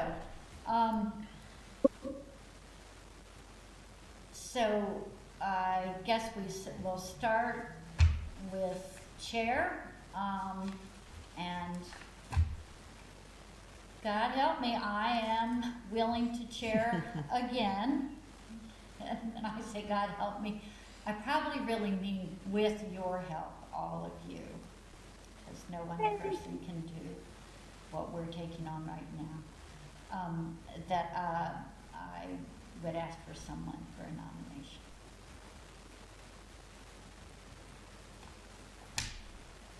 That's right. So Jess is nominating me. Is there anybody Second. else interested? And Betty second? Now I should make sure anybody else interested in the chair position. Okay, so it's been seconded. So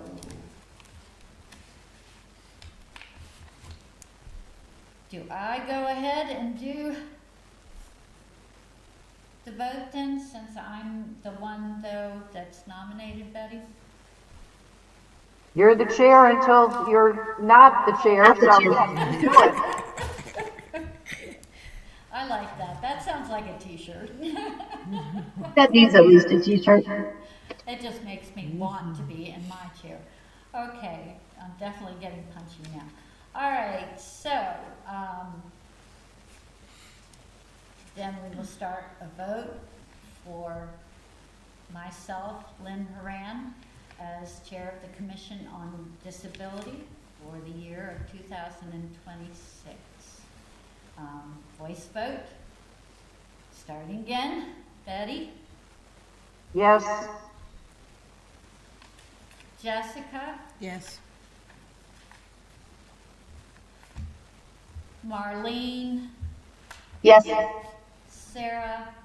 Yes. Okay.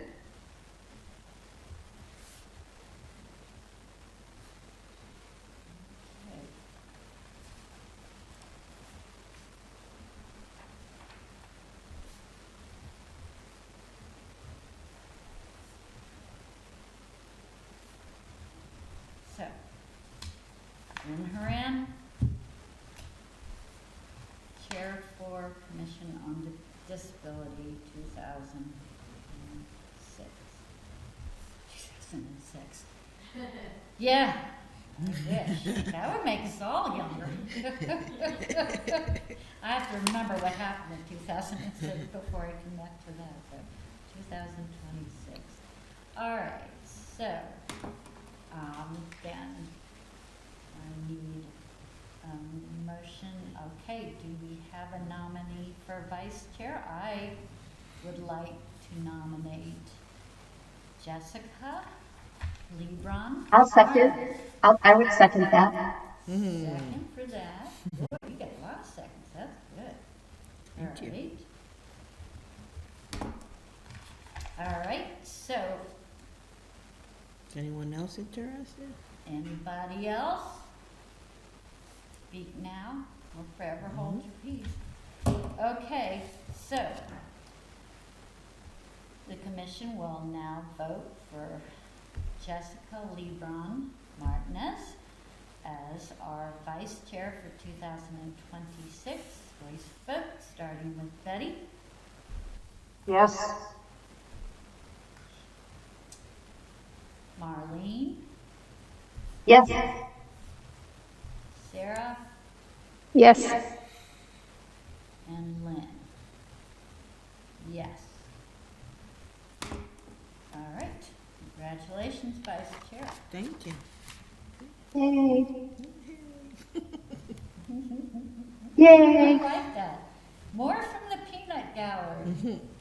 Okay. Sorry. Getting punchy here. No, that's good. That's good. We all are. All right, we're almost there. Okay.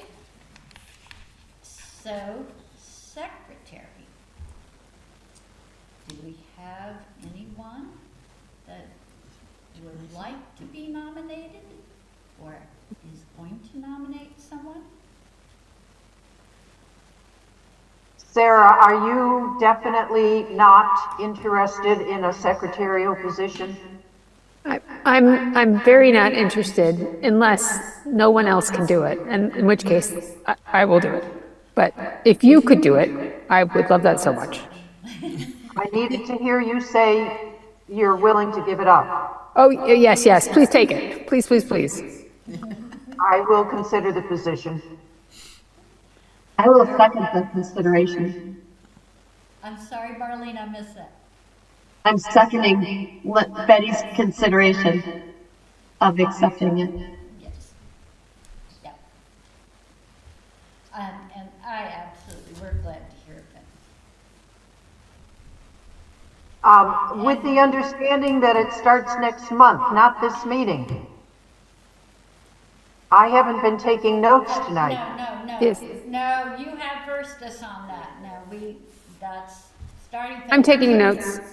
Okay, all right. Yeah. Everybody's good on that. All right. So,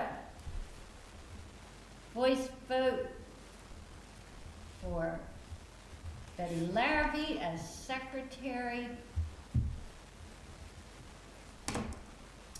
And that starts with Jess? Yes. Myself, yes. Sarah? Yes, with gratitude. And Marlene? Yes. I never know which way to look with this. All right. Betty is our new secretary. And we're glad of that, Betty. And again, I thank you, Sarah, for stepping in all that time, too. Okay, so one officer left. Because it is a new year we're talking about. For our treasurer, I would like to nominate Jessica Lebron Martin.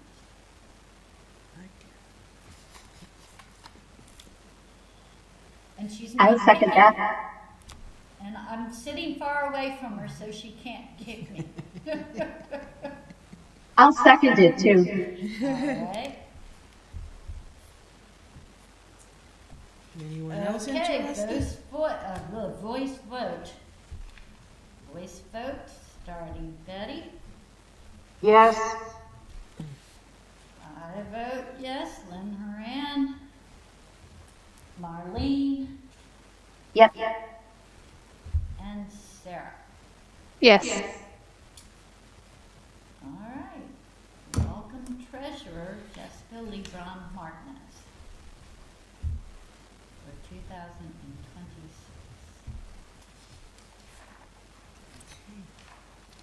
Oh, jeez. And I forgot about just what a big packet we have for those HP sign applications, variances, and notices. And I warned everybody missing that meeting, it was gonna be double time. This is where it really shows up. I'll ask you how you all feel about it. But I would say, we have quite a few applications and three other things in terms of former variances that actually by the time I received them, I never got the variances. That's a whole long story. That was the foul up with the architectural board because they were still sending them in some cases to Don. Even though it's been corrected with Molly there as well as, which you remember back in spring she did that.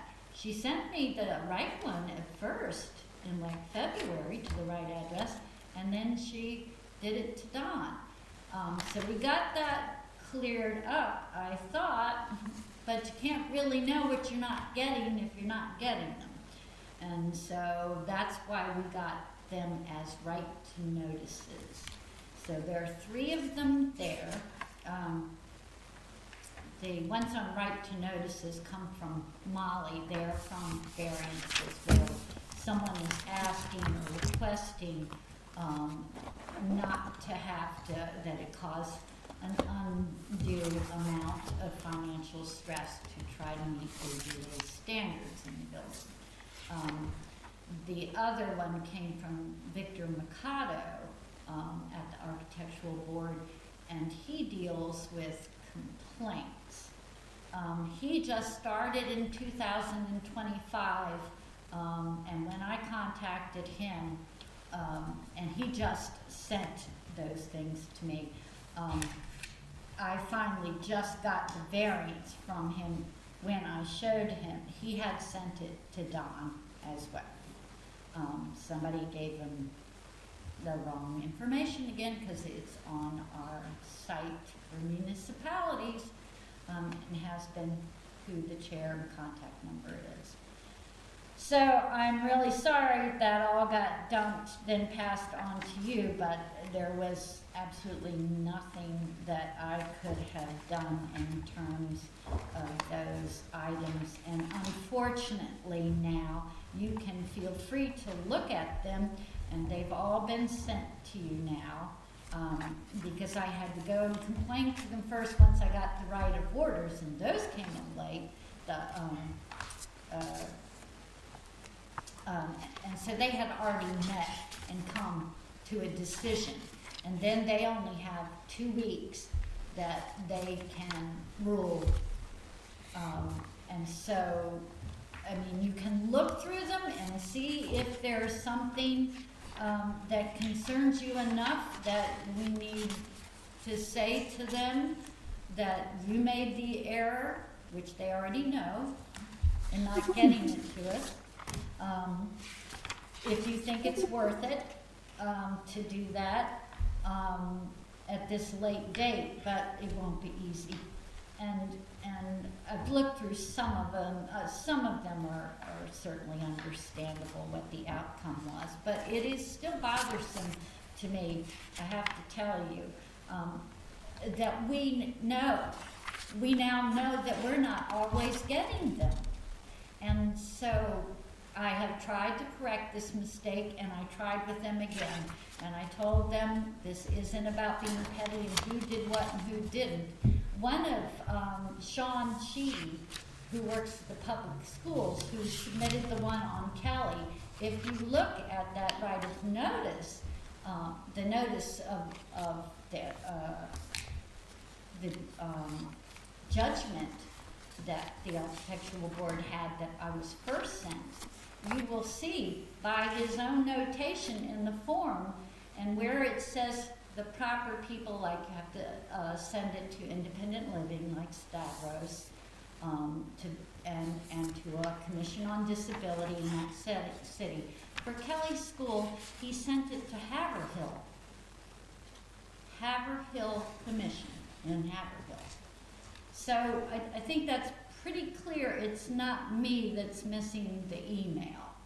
And he was contacted by Molly about it after I pointed out the error.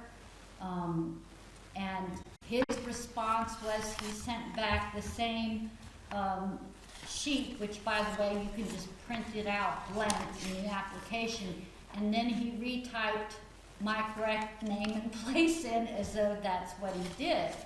What he didn't do, and he claimed he had sent it to me all along anyway, even though he had written Haverhill on it, that he had corrected that. And if that had been the case, then he could have submitted to her and myself a copy of the email that he sent me. But apparently, he doesn't have a copy of that because he didn't send it to me. So again, you know, they have their own tough job, limited staff, etc. And they are the ultimate rulers on these things for the most part. But it is very concerning to me to see that this is happening a lot. And so what if there's something really important we missed? We become liable. They're usually pretty good and good scrutiny up there for what they're looking at and know the law, but it doesn't inspire confidence. So all I can tell you is definitely not my fault. I chronicled all of these, including the handicap tags as well, and when I actually received them. So you all know that I am trying to live up to my responsibilities on these things. So that's all I can really say. Again, on the McMahon Elementary School, it again was never sent to me. And by the way, in most of these, I did not receive them till December and January. So, and the one that should have come in November, he sent it to Don back in November, and again, it was after we met anyway. So there wouldn't have been a whole lot we could have done until we met. And then, of course, we didn't meet in December.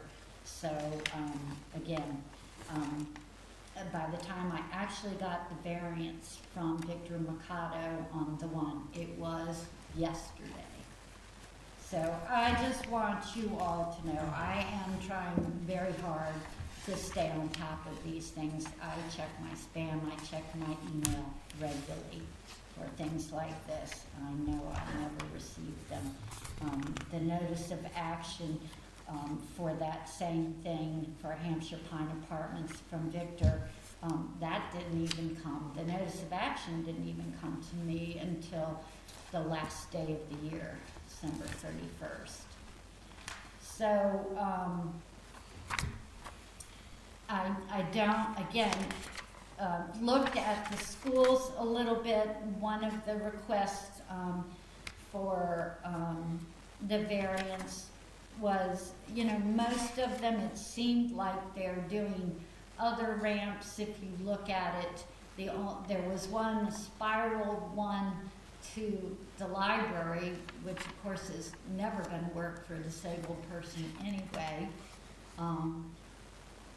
And so I don't know if those children have access to all the library books there. And if that was just a decorative touch that they couldn't. Lynn, I can answer all of those questions about Kelly School. There is an elevator, there is the access in the ramp. They have access through either one to get to the bottom level for the library. It's been used consistently since the building was built. For both schools, did you say, Betty? I can't hear that, Lynn. Say it again. For both schools, both McMahon and Kelly? I'm only talking about Kelly ramp. There is no ramp at McMahon. So, and then the other one was, they listed the sinks for access. They said they have side access, but they can't do, they felt like they didn't have to, they could approach the sink from the side, all the sinks, but not necessarily all of them from the front. So that was one reason they requested, and they said that was fine with the architectural board. Lynn, you're mumbling. I can't hear you. Hold your microphone. Really, Okay. pretty far from the microphone. You know what it is? That's it. I'm sorry, I hit the button, Betty, sorry. So, again, yeah, I can hear the difference. So again, the other issue I saw was all the school sinks. They could be accessed by wheelchair from the side, but not the front. So they were asking to not worry about that.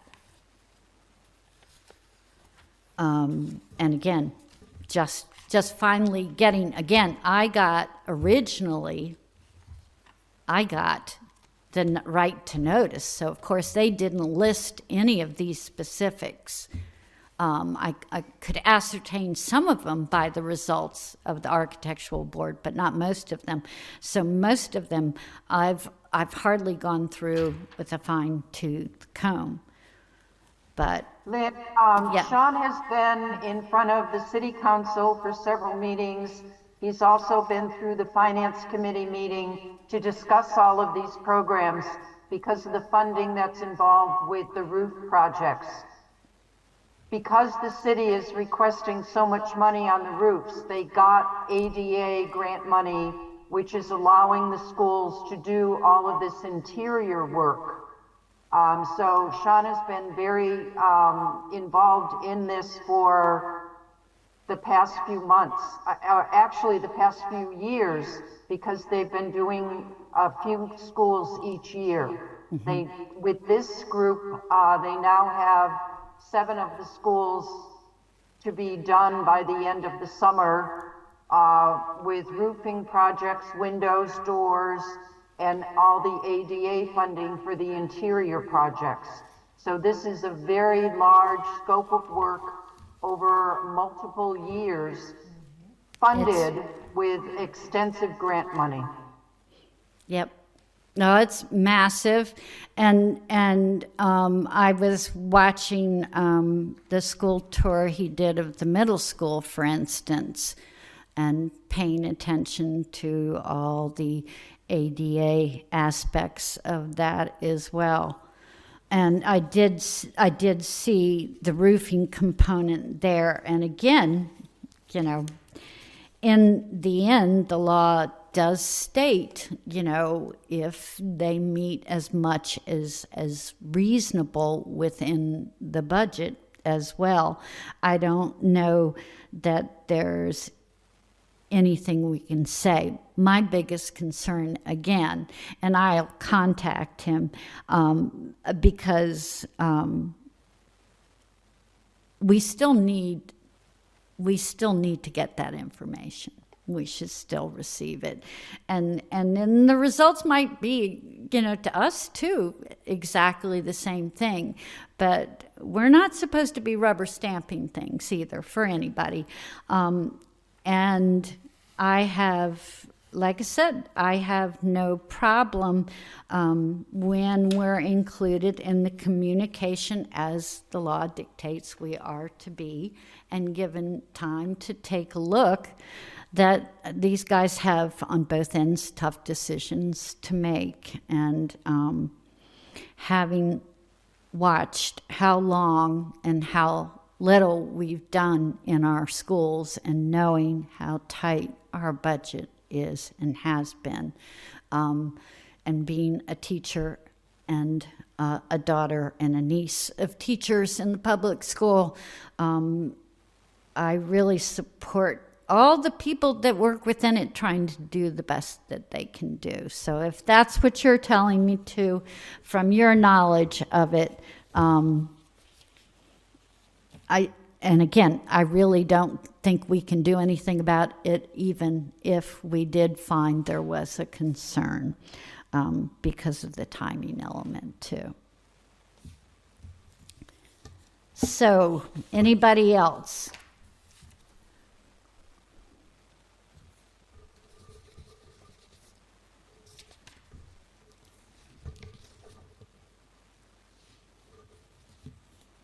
On the handicap tags. Lynn, I'm ready to speak on all of these tags. I've done site visits to all of them. You're amazing, Betty. Well, Been hanging out for a while, so. yeah, I know, but still, in winter weather, you got to watch too. So, and a lot of them, we did get one new one today, but I got to say, that I might did be this afternoon. one of the best. You what? I did that this afternoon. Betty, that's the best news, one of the best bits of news I've heard tonight, because again, that, you know, so obviously, you know, I received that from Jeffrey on the 2nd. Or the one on Grover I received on the 2nd of January. We got the one on Clinton on the 22nd, just yesterday, or today, excuse me. It's going to be tomorrow if I keep this up. Okay, and then I also received from Jeffrey, the earliest one I received, I think, yeah. So was 1019 for Lyman, and then it was All right, 10. let me just go through all Yeah. of them. There should as be we receive them. The 6 oldest of one them. is for 167 Elm Street. This is a 56-year-old woman who owns the house, has a garage and a driveway, did not answer question 1, and wants this for easier access to get into her house. She doesn't stipulate any need for it, just that it's convenient for her to park on the street. I am not supporting this at all.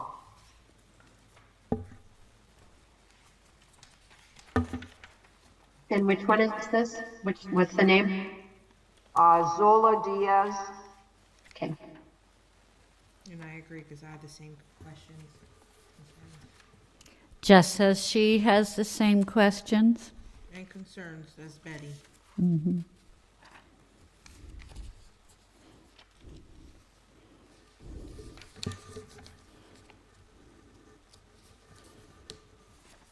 Anybody else?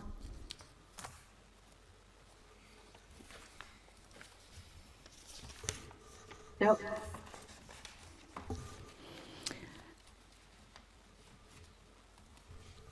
Okay, so for 167 Elm Street, yep.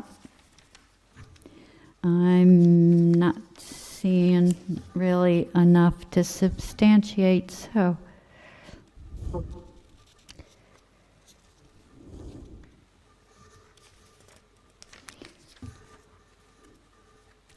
Anybody else? So are we all in agreement? Yes. Yes. Yes. Okay.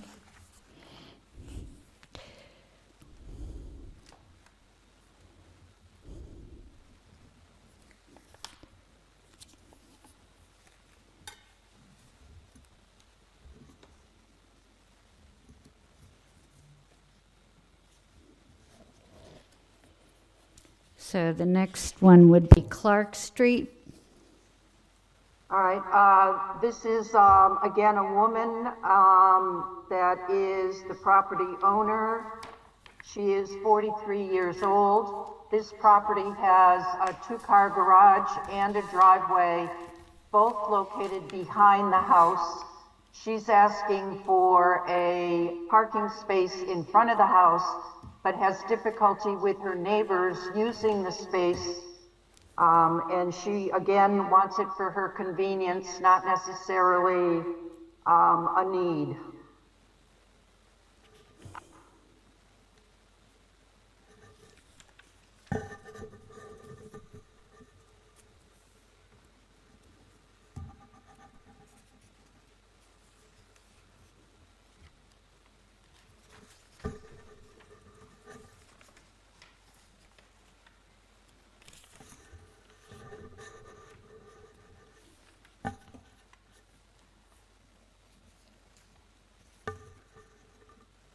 What do you think on this one, Betty? Again, convenience, I'm saying no.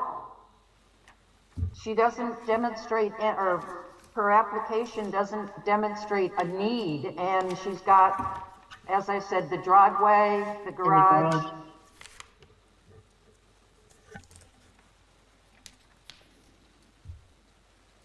And she's on a corner lot, so she's got 2 corners to park on if she really wants street parking. Excuse me.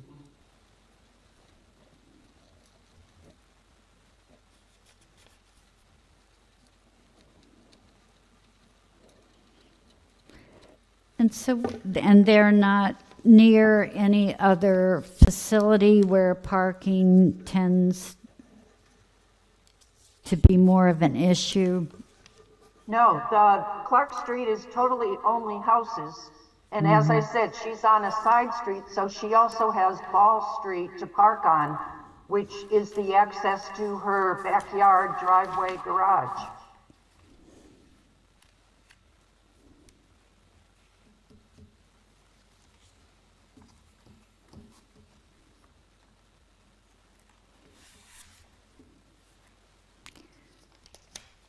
Yep.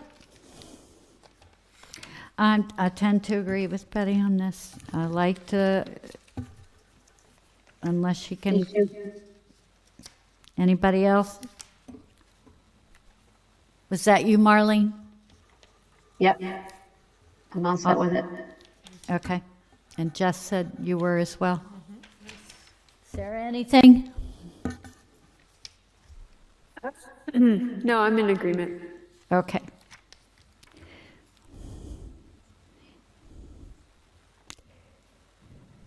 All right, the next one is for 182 Lyman Street.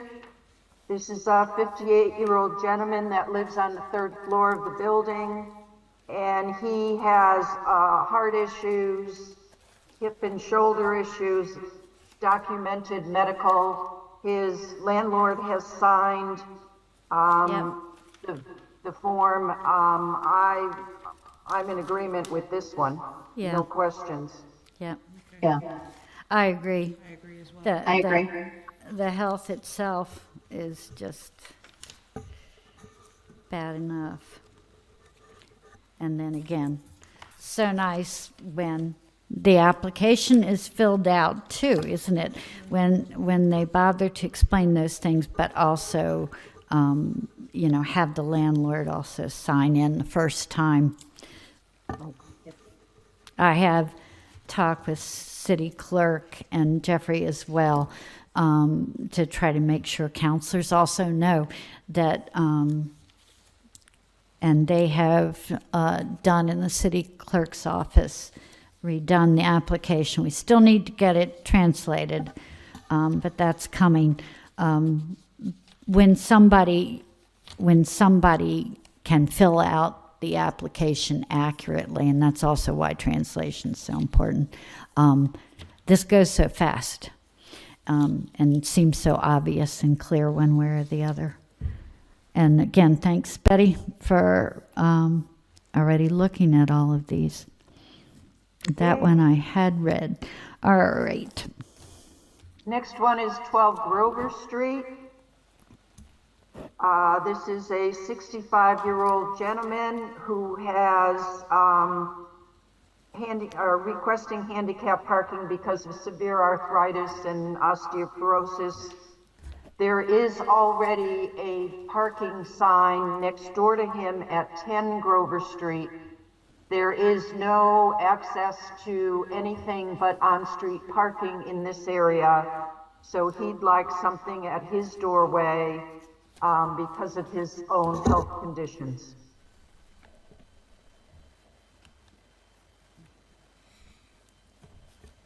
And again, his application is complete and signed by the landlord.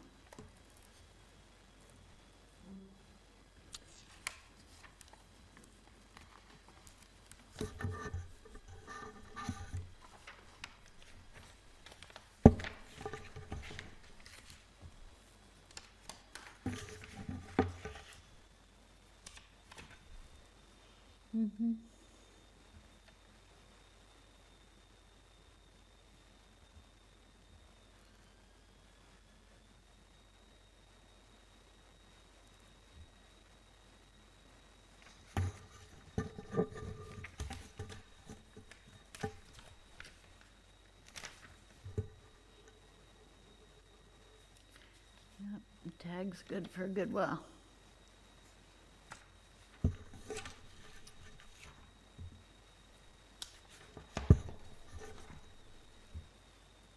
Anybody else? Is that-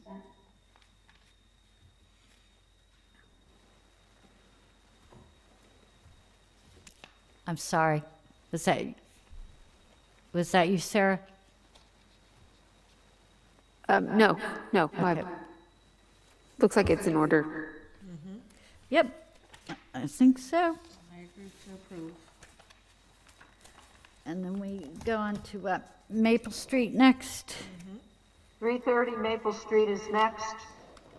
This is a 62-year-old gentleman, lives in those row houses across the street from the library. So there's, again, no access to parking or garages. He has a legitimate issue medically and needs to park on the street, plain and simple.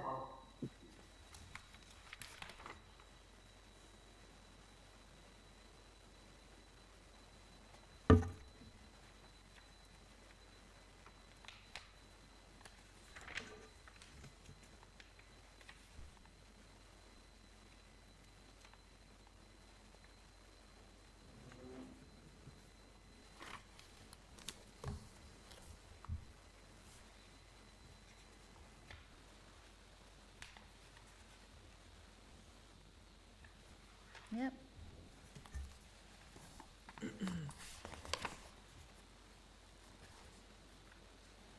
Okay. His tag expires this year. Yeah, that was the only thing. Of course, we know in the state of Massachusetts, I know with my own tag, that I have incurable diseases that are also progressive, and they don't just give you a tag that lasts forever, but they automatically renew it for you every 5 years, I believe it is. So it may be that he is just at that point.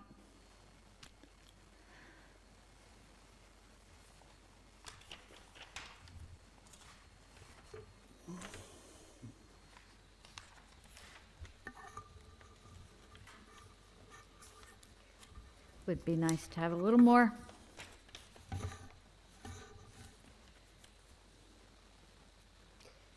Goes to the trouble to show the photograph of the stairs.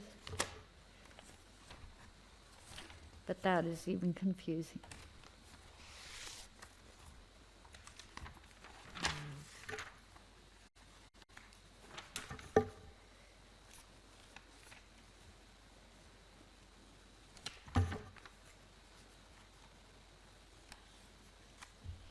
Yeah, I guess it would be nice to me to have a little more health information.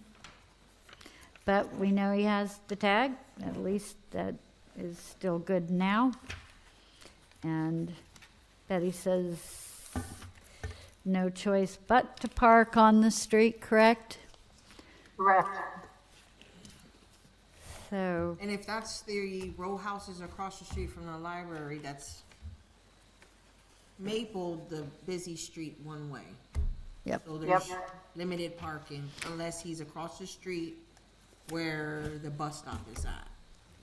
Right. Yep. And then to be disabled and cross the street to get to his row house apartment may cause an issue if a storm comes or weather is in place, so. Yeah, I think. Go He ahead. has his tag, even though it expires this year, but I feel like it needs to be approved.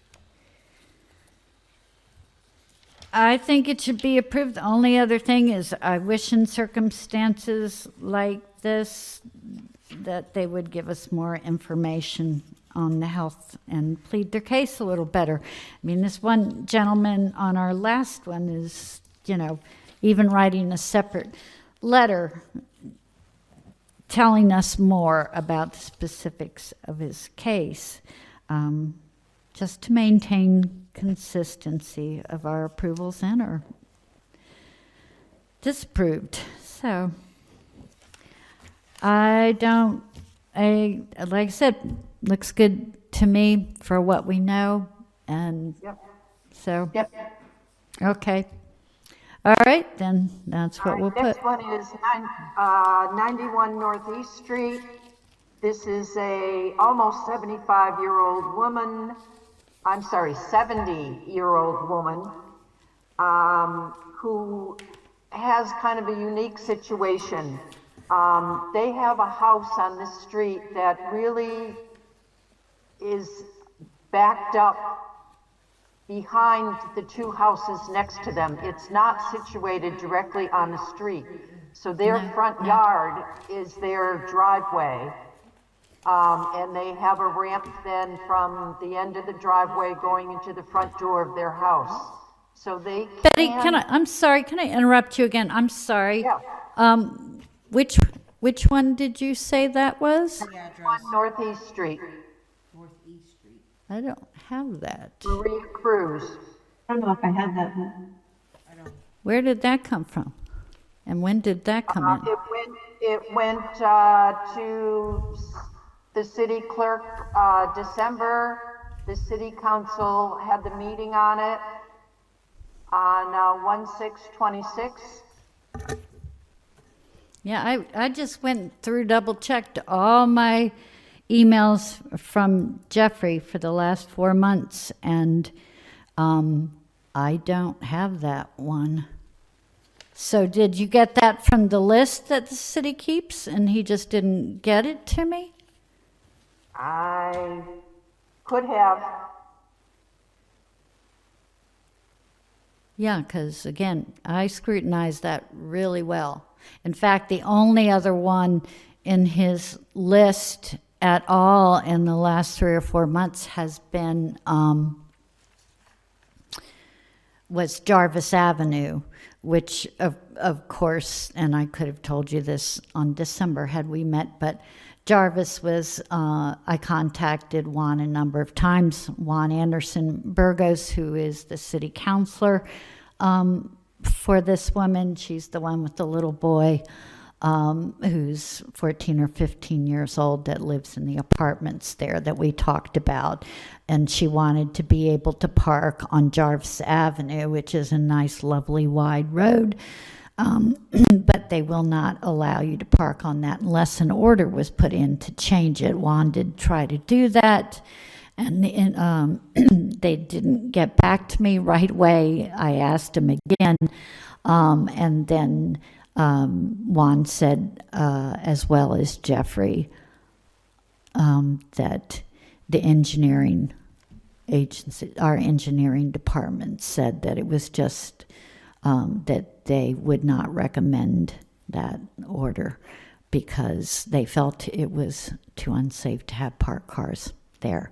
And by then, sadly, the woman had moved with her son already. So, very unfortunate, but that is unfortunately the end of that particular one. But again,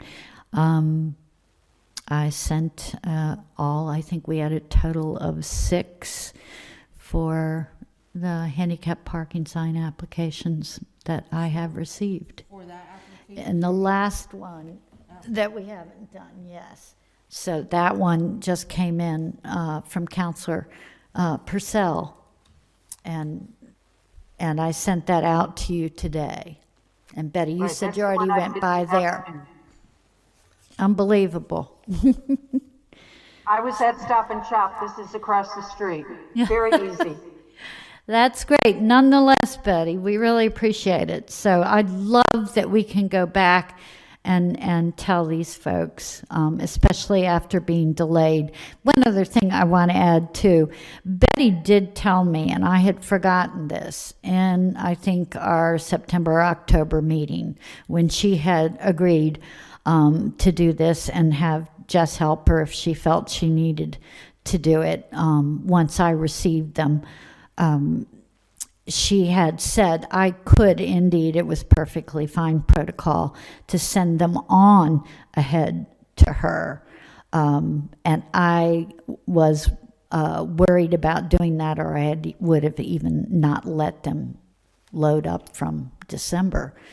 but, and then we missed that meeting. So again, now I know and feel confident. Jeff is definitely getting things to me regularly too.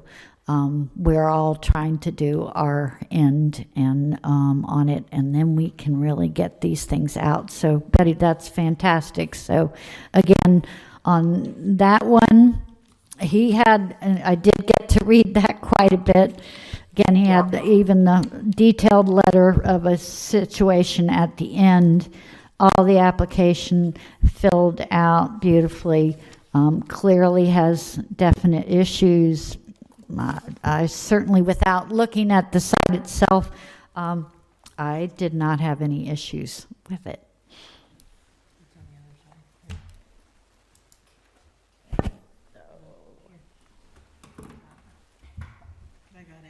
Lynn, I'll write up a memo to you about all of these and put everything together for you. Betty, Or if should I just send it directly to Jeffrey? I'd appreciate it if you would send it to me, just because, again, it keeps me in the loop so that when I get the next bunch on, that I'll be ready. And it is extra work for you. And Secretary, again, if you're sure you want to spend your time doing this, I certainly appreciate it. I know everybody does. It'll take a 5-minute memo to you. Okay. And I will write it.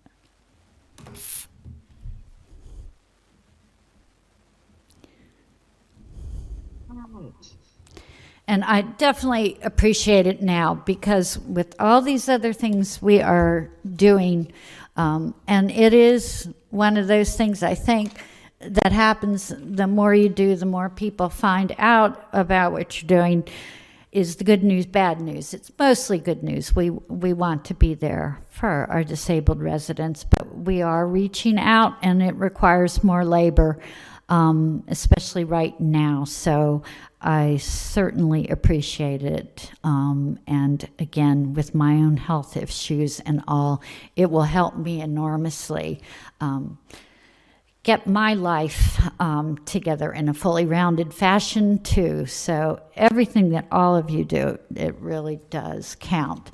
So the only other things I can think of here back, because it is getting late, is that, here we are. The last items, one of them was an incident I did want to tell you about, and again, next month should not be anything like this. Just unusual amount of stuff coming in new, particularly at once, and then missing since the holidays. So I did want to run by you the issue quickly of what happened at Comfort Bagel. Actually, to me, and very quickly again, and this happened probably almost 2 months ago. Comfort Bagel is located on Dwight Street there in the Lighthouse School Complex that was formerly Gateway City. Nice school located there. They also have music and theater venues that they're continuing to keep going. And in the center is a very small, narrow part of this C-shaped building with a courtyard in front that normally is used for the little restaurant that actually rents, Comfort Bagel rents from the owner of Lighthouse. And when they were located in another location, I always enjoyed eating there. I have a friend who was a former city councilor who moved back to Puerto Rico and comes back into Holyoke and always lets us know when she comes back into town so she can catch up. So she let me know that a group were going to meet when she was in town at Comfort Bagel for breakfast, and I headed there. It was a rainy day, probably around 39 degrees, somewhat cool as well with the rain, so we couldn't eat outside. When you go in the space, if you've ever been in there, it's very narrow.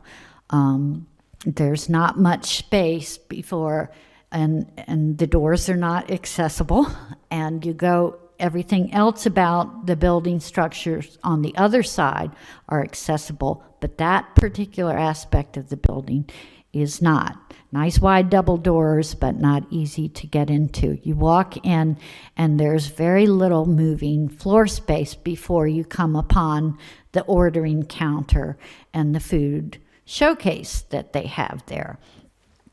And then, of course, the kitchen is in behind that. There is a stairway to the left. To the right, there is a doorway that goes down an accessible ramp into the venue that is used for concerts and productions. In the past, when that little area was there under Gateway City Arts, used as a food place, my husband and I, friends, would go there, and they would allow us to go, because I have the wheelchair, to go down the ramp and sit in that other area to eat without any problem. And my husband had warned me before I went there with Comfort Bagel. He wasn't sure with the new owners how that worked, or if there was a liability issue or anything else. So we went in there, and by the time I got there, my friend, the former city councilor, was already talking or trying to get a hold of the owner, because she was worried about the fact that I would not be able to have anywhere to sit outside of the rain with them and eat. And it's a long story, but what happened is we decided to go ahead and do what we had always done under the other ownership. In fact, the new owner I actually know. And so I didn't think she would have trouble with it, but the young girl at the counter of Comfort Bagel, not her fault, she was just doing her job, teenager working there, said that she did not think we were allowed to sit there. And that's when Josie, my friend who was the former city councilor, said, well, if you can give me the number of the owner, I'll call them up and let's see. But nobody gave this young woman a hard time in front of my viewpoint, and I've worked in that industry before. My youngest son still does. I'm a big tipper. I'm always kind to service people because I know what it's like to be on that other side. And that's what I told that young woman. I said, I placed my order, thanked her, gave her a hefty tip, and said, don't feel bad about telling us that. You're doing what your boss said you to do, so we take responsibility. We just haven't seen each other for some time, and this is our only opportunity, and it's now raining outside, and we've already got our food. But it's not your fault. You're being a good employee. And that was it on my end. We went and sat down, and then the manager what turned out, we later found out to be the chef of Comfort Bagel, was extremely rude to us and told us we needed to pack up things right away. Josie never mentioned to him that she was a former city councilor. I was impressed that she didn't try to do that. I didn't say anything. We just tried to eat as fast as we could and get out. And then he came back, or the young woman did, and said, we've dried off the chairs outside and you can go and sit out there. So that's what we went and did. But as it turned out, they hadn't dried them, and it was getting cold and starting to rain again. So we went back into the area, and what I want to tell you all, I find it hard to believe it's up to ADA standards, because when you walk in that building, so there is seating for that little cafe area upstairs, but there's no accessible way there. It's stairway, very steep. And as I said, when you go in, there's a stairway to your left. There's barely room for people able-bodied to stand there and order, let alone sit and eat. They have one little table downstairs, and I mean tiny little round kind of tall table with one chair by it that they called the seating for accessible people. So I don't know what kind of accessible person that would be, but I had to position my chair against part of the stairway entrance and maybe a foot in front of me between the edge of my pedals of my wheelchair and the food ordering case. So nobody from the kitchen could easily get out past me, which they had to do, and hard to get to the stairs behind me. And I had to position myself at least so they had a little room between those two. I can't tell you how humiliating it is to have to do that. And then you know you're causing discomfort for your friends. And it doesn't matter how many times it's happened to me. I've been in the wheelchair 10 years. It was bad enough with the crutch for the first 30. And I'm pretty tough about these things and pretty flexible. And it was pretty horrible. The manager came out when we were trying to squeeze in that space I just described. I never was comfortable there. I felt odd person out. I couldn't really even get to my friends to talk to them because that was the only space they had for me.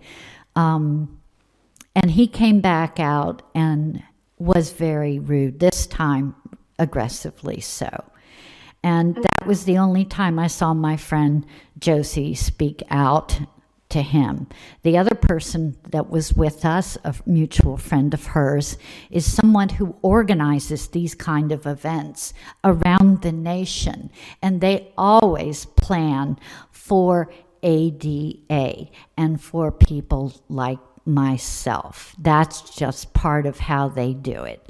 And she told that gentleman that, and she never raised her voice. I don't know if Josie raised her voice ever before I got there and saw her on the phone. As it turned out, the company never did call her back. She later found out she had the wrong phone number. We finally had to leave. It was pretty awful, and I was pretty crushed that I can't go out like other people just for a simple little thing like that. Just wrong, people. Wrong. It's pretty awful. And I can tell you, when you're embarrassed like that because you're disabled, because you have your children with you, and they're not able to also enter these places, and their mother is humiliated in front of them, as I have been, it is really tough. Sarah knows these things too. And so we try to flex best we can, but everything about that was bad. I went home. I think I took a nap because I was so exhausted from all of it, and then I had other work to do and didn't want to fixate on it. But Josie had told me, as well as one of her other friends, who turns out to be works for the Western Mass Food Bank, sits pretty high on their board. These are good people. These are community people that work with kids. Josie and her wife were teachers at Holyoke Community College and counselors. I just don't understand what happened, but we got an email back. Apparently one of the gentlemen who I met that day, the friend of Josie who works for the food bank, was so upset that he wrote an email immediately about their treatment, and mine especially, to the owner of Comfort Bagel. And when Josie saw the response, she messaged it to me, and she said, "You won't believe it, but prepare yourself." And at that point, I was going to give it a day. I like to cool down from something before I make a communication. It just seems like a more adult approach. But when I saw that, and they had already written, the one gentleman, he couldn't have been, again, this is a gentleman that has an important job, that knows how to deal with the public. His wording was beautiful, articulate, not rude at all. Josie also wrote something. The response from Comfort Bagel was appalling. First of all, they never even addressed me. They never even addressed the disabled person in their response. And they claimed that our group had been rude and loud. I mean, I can't tell you. It's absurd. This is a bunch of community people, grown-ups that do not go about in the world like that. It was really horrifying and made it worse. So that's as much as I want to tell you tonight about it. When you have these things, it's not just one time. They become cumulative. And it gets to a point where it's just really difficult, and there's a reason that people think we don't exist. We don't go out because we can't get in or we don't feel welcome. It really is that simple. So what I would like to do, and Josie went back to her home in Puerto Rico, so I certainly can't involve her in it more, but I would like to go and talk to the owner of the building who rents to Comfort Bagel, because I do know her. And she's aware of the issue, and she piped in on the email eventually too. This was right before the holidays, and I knew they had lots of things in their business they were preparing for. Everybody has family things. I preferred to wait. So I have told them that, but I would like, and I would like to do it with the commission's support. I would like to approach the owner at Lighthouse to find out, first of all, mostly what her ethic in terms of being inclusive of disabled people is. That is what her ethic is for her school. So I'd like to see it come about in business. I don't know. She got the building after it was renovated by the former owners of the building, and I know they did ramps and accessible bathrooms on both sides. I know where their ethic is. I'm not sure how the ADA law will fall into that space. It sure doesn't look like whoever did that space was accounting for proper seating from the investigation I have done. But I do want to talk to them. This is a community building that I used to like to go to, and I just have to add it to my increasing list that I don't feel comfortable there. So with your support. I am comfortable with you doing that as a and however this commission can support that, and I don't know what that would be, but. Lynn, why aren't you filing a complaint? Yeah. Well, again, the only real reason I didn't is because I knew that the one friend who is part of the food bank who agreed to go and meet them with me was busy with the food march that they just had, that Monte Belmonte has, and through Holyoke. And I knew then we went straight into our own plans in terms of holidays. And again, quite frankly, because I wanted to focus on getting the things done I knew I had to do for the commission.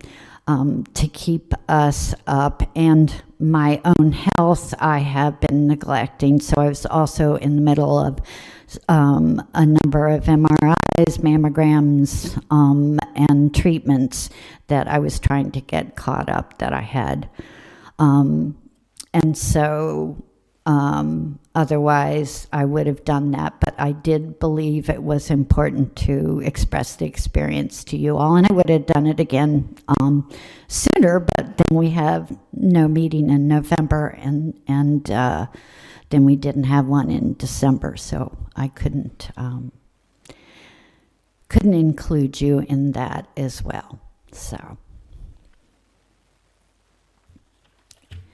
but if you do support me, it's something I likely will do anyway. And also, again, as much as I'm talking about my own feelings here, it is because I know I'm not alone in feeling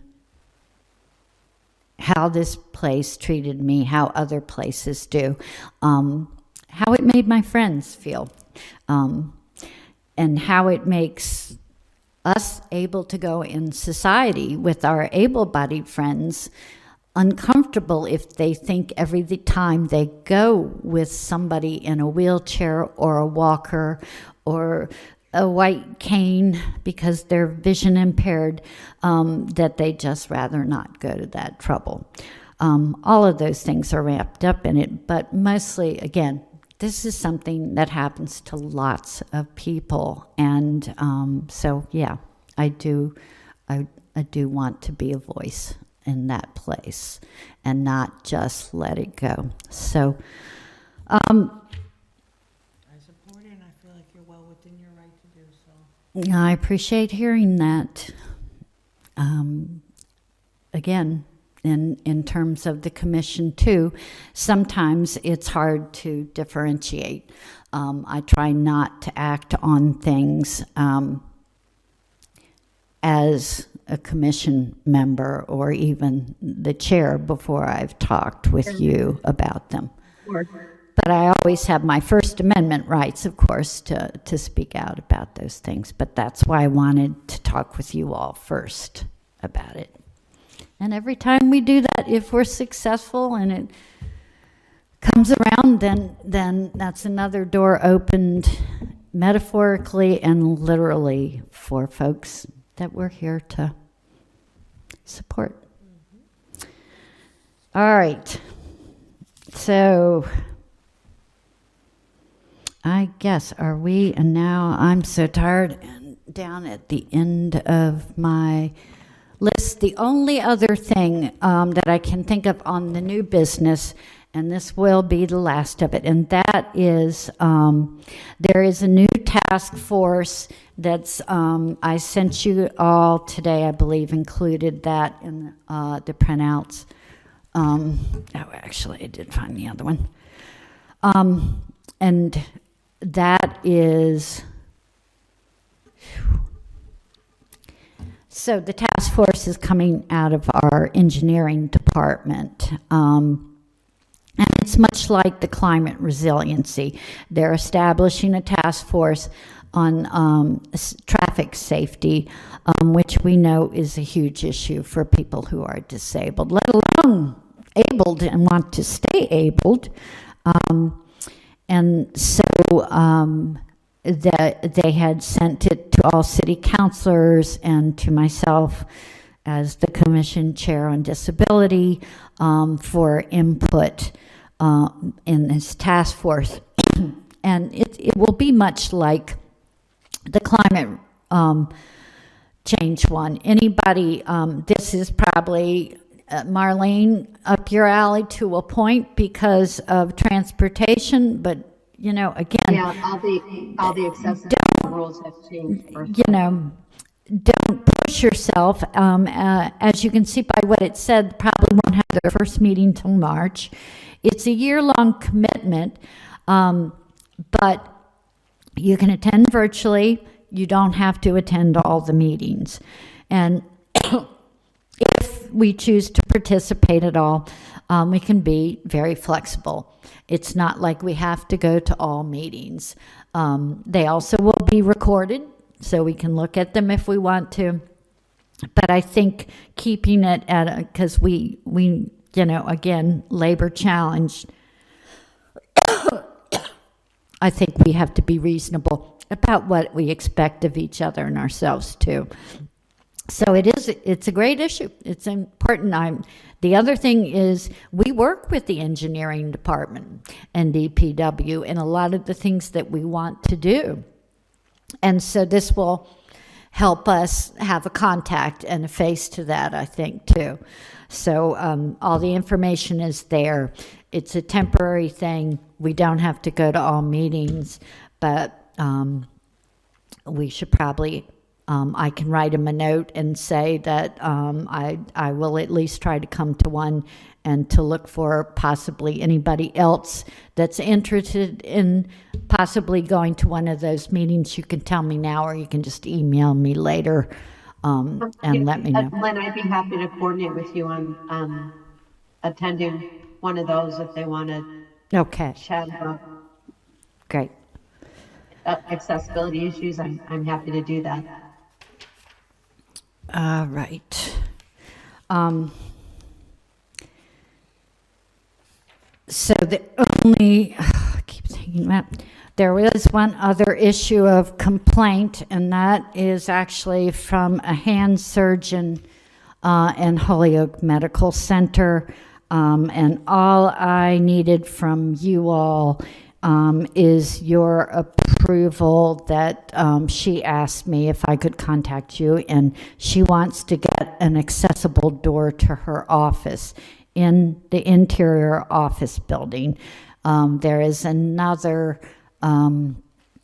physician, a neurologist, I think in that case, who has one, and she just wants to give it a try if the building owner and the administrator of their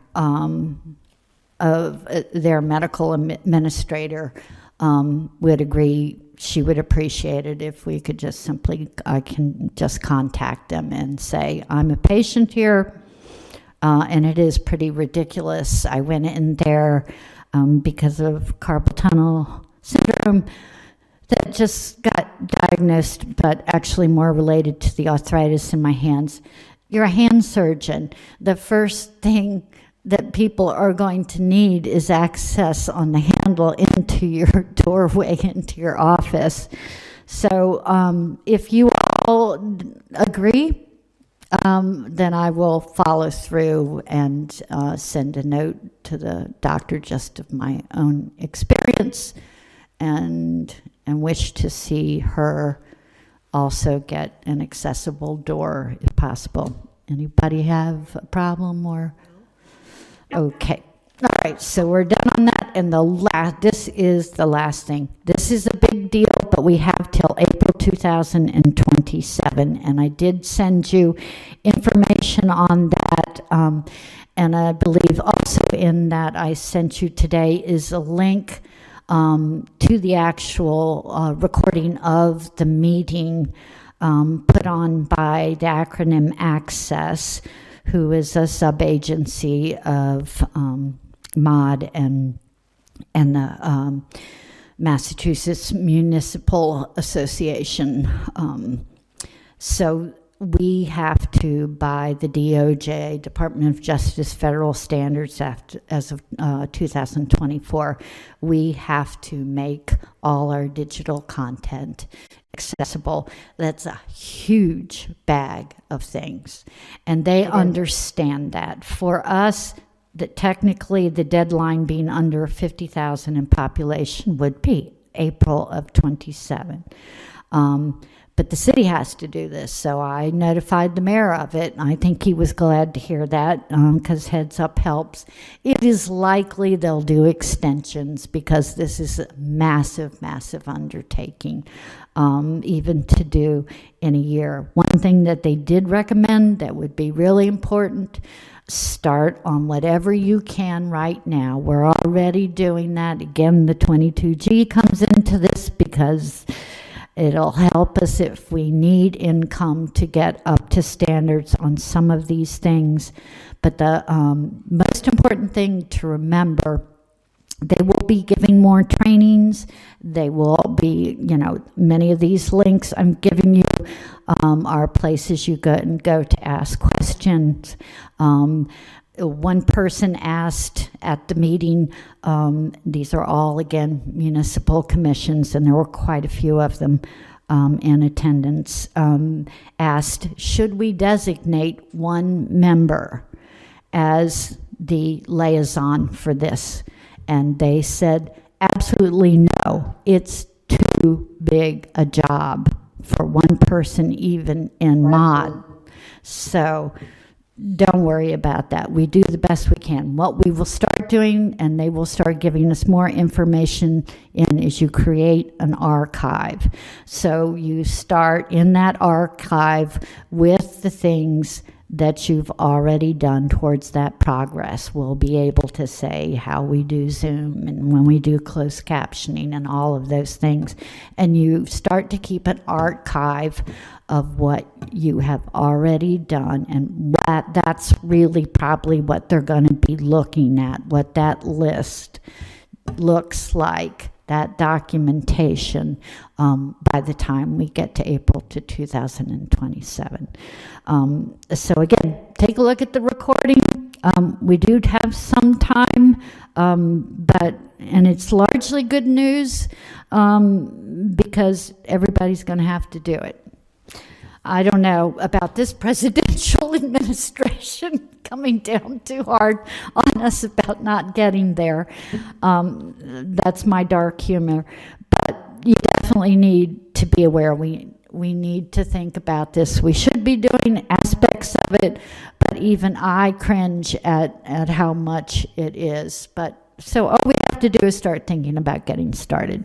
So I think that is it. And truly, I was not looking forward to the length of time. Again, 9 meetings, holidays, everything else. This is just what happened. And I really appreciate every single one of you who have stepped up. Again, all I can tell you is I believe in this. It's kicking my butt, a lot of it, as is life. And I'm not the only member. We pray and hope the best for Leanna, all of us. But, again, no one person, no 2 or 3 people can do this. It really does take all of us. And I hope when I push for this budget that I didn't over expect from you all. I am certainly putting in my time, despite breast cancer, mild that it be, on top of this, losing my sister, husband that got disabled twice in 1 year, my own progression of things, and knowing what I know about, and that's only what I know about each of you. I think we should be really patting each other on the backs. I really do. So I'll try not to kill you. I'll try not to do it to myself in the meantime. Really grateful for all of you. Please, please, please be safe in this storm. It is likely to be a nasty one. So, good luck with your snow shoveling and everything else. And so, I move to adjourn the meeting. Second. Thank you very much. Jeff, I just told Jeff you were okay.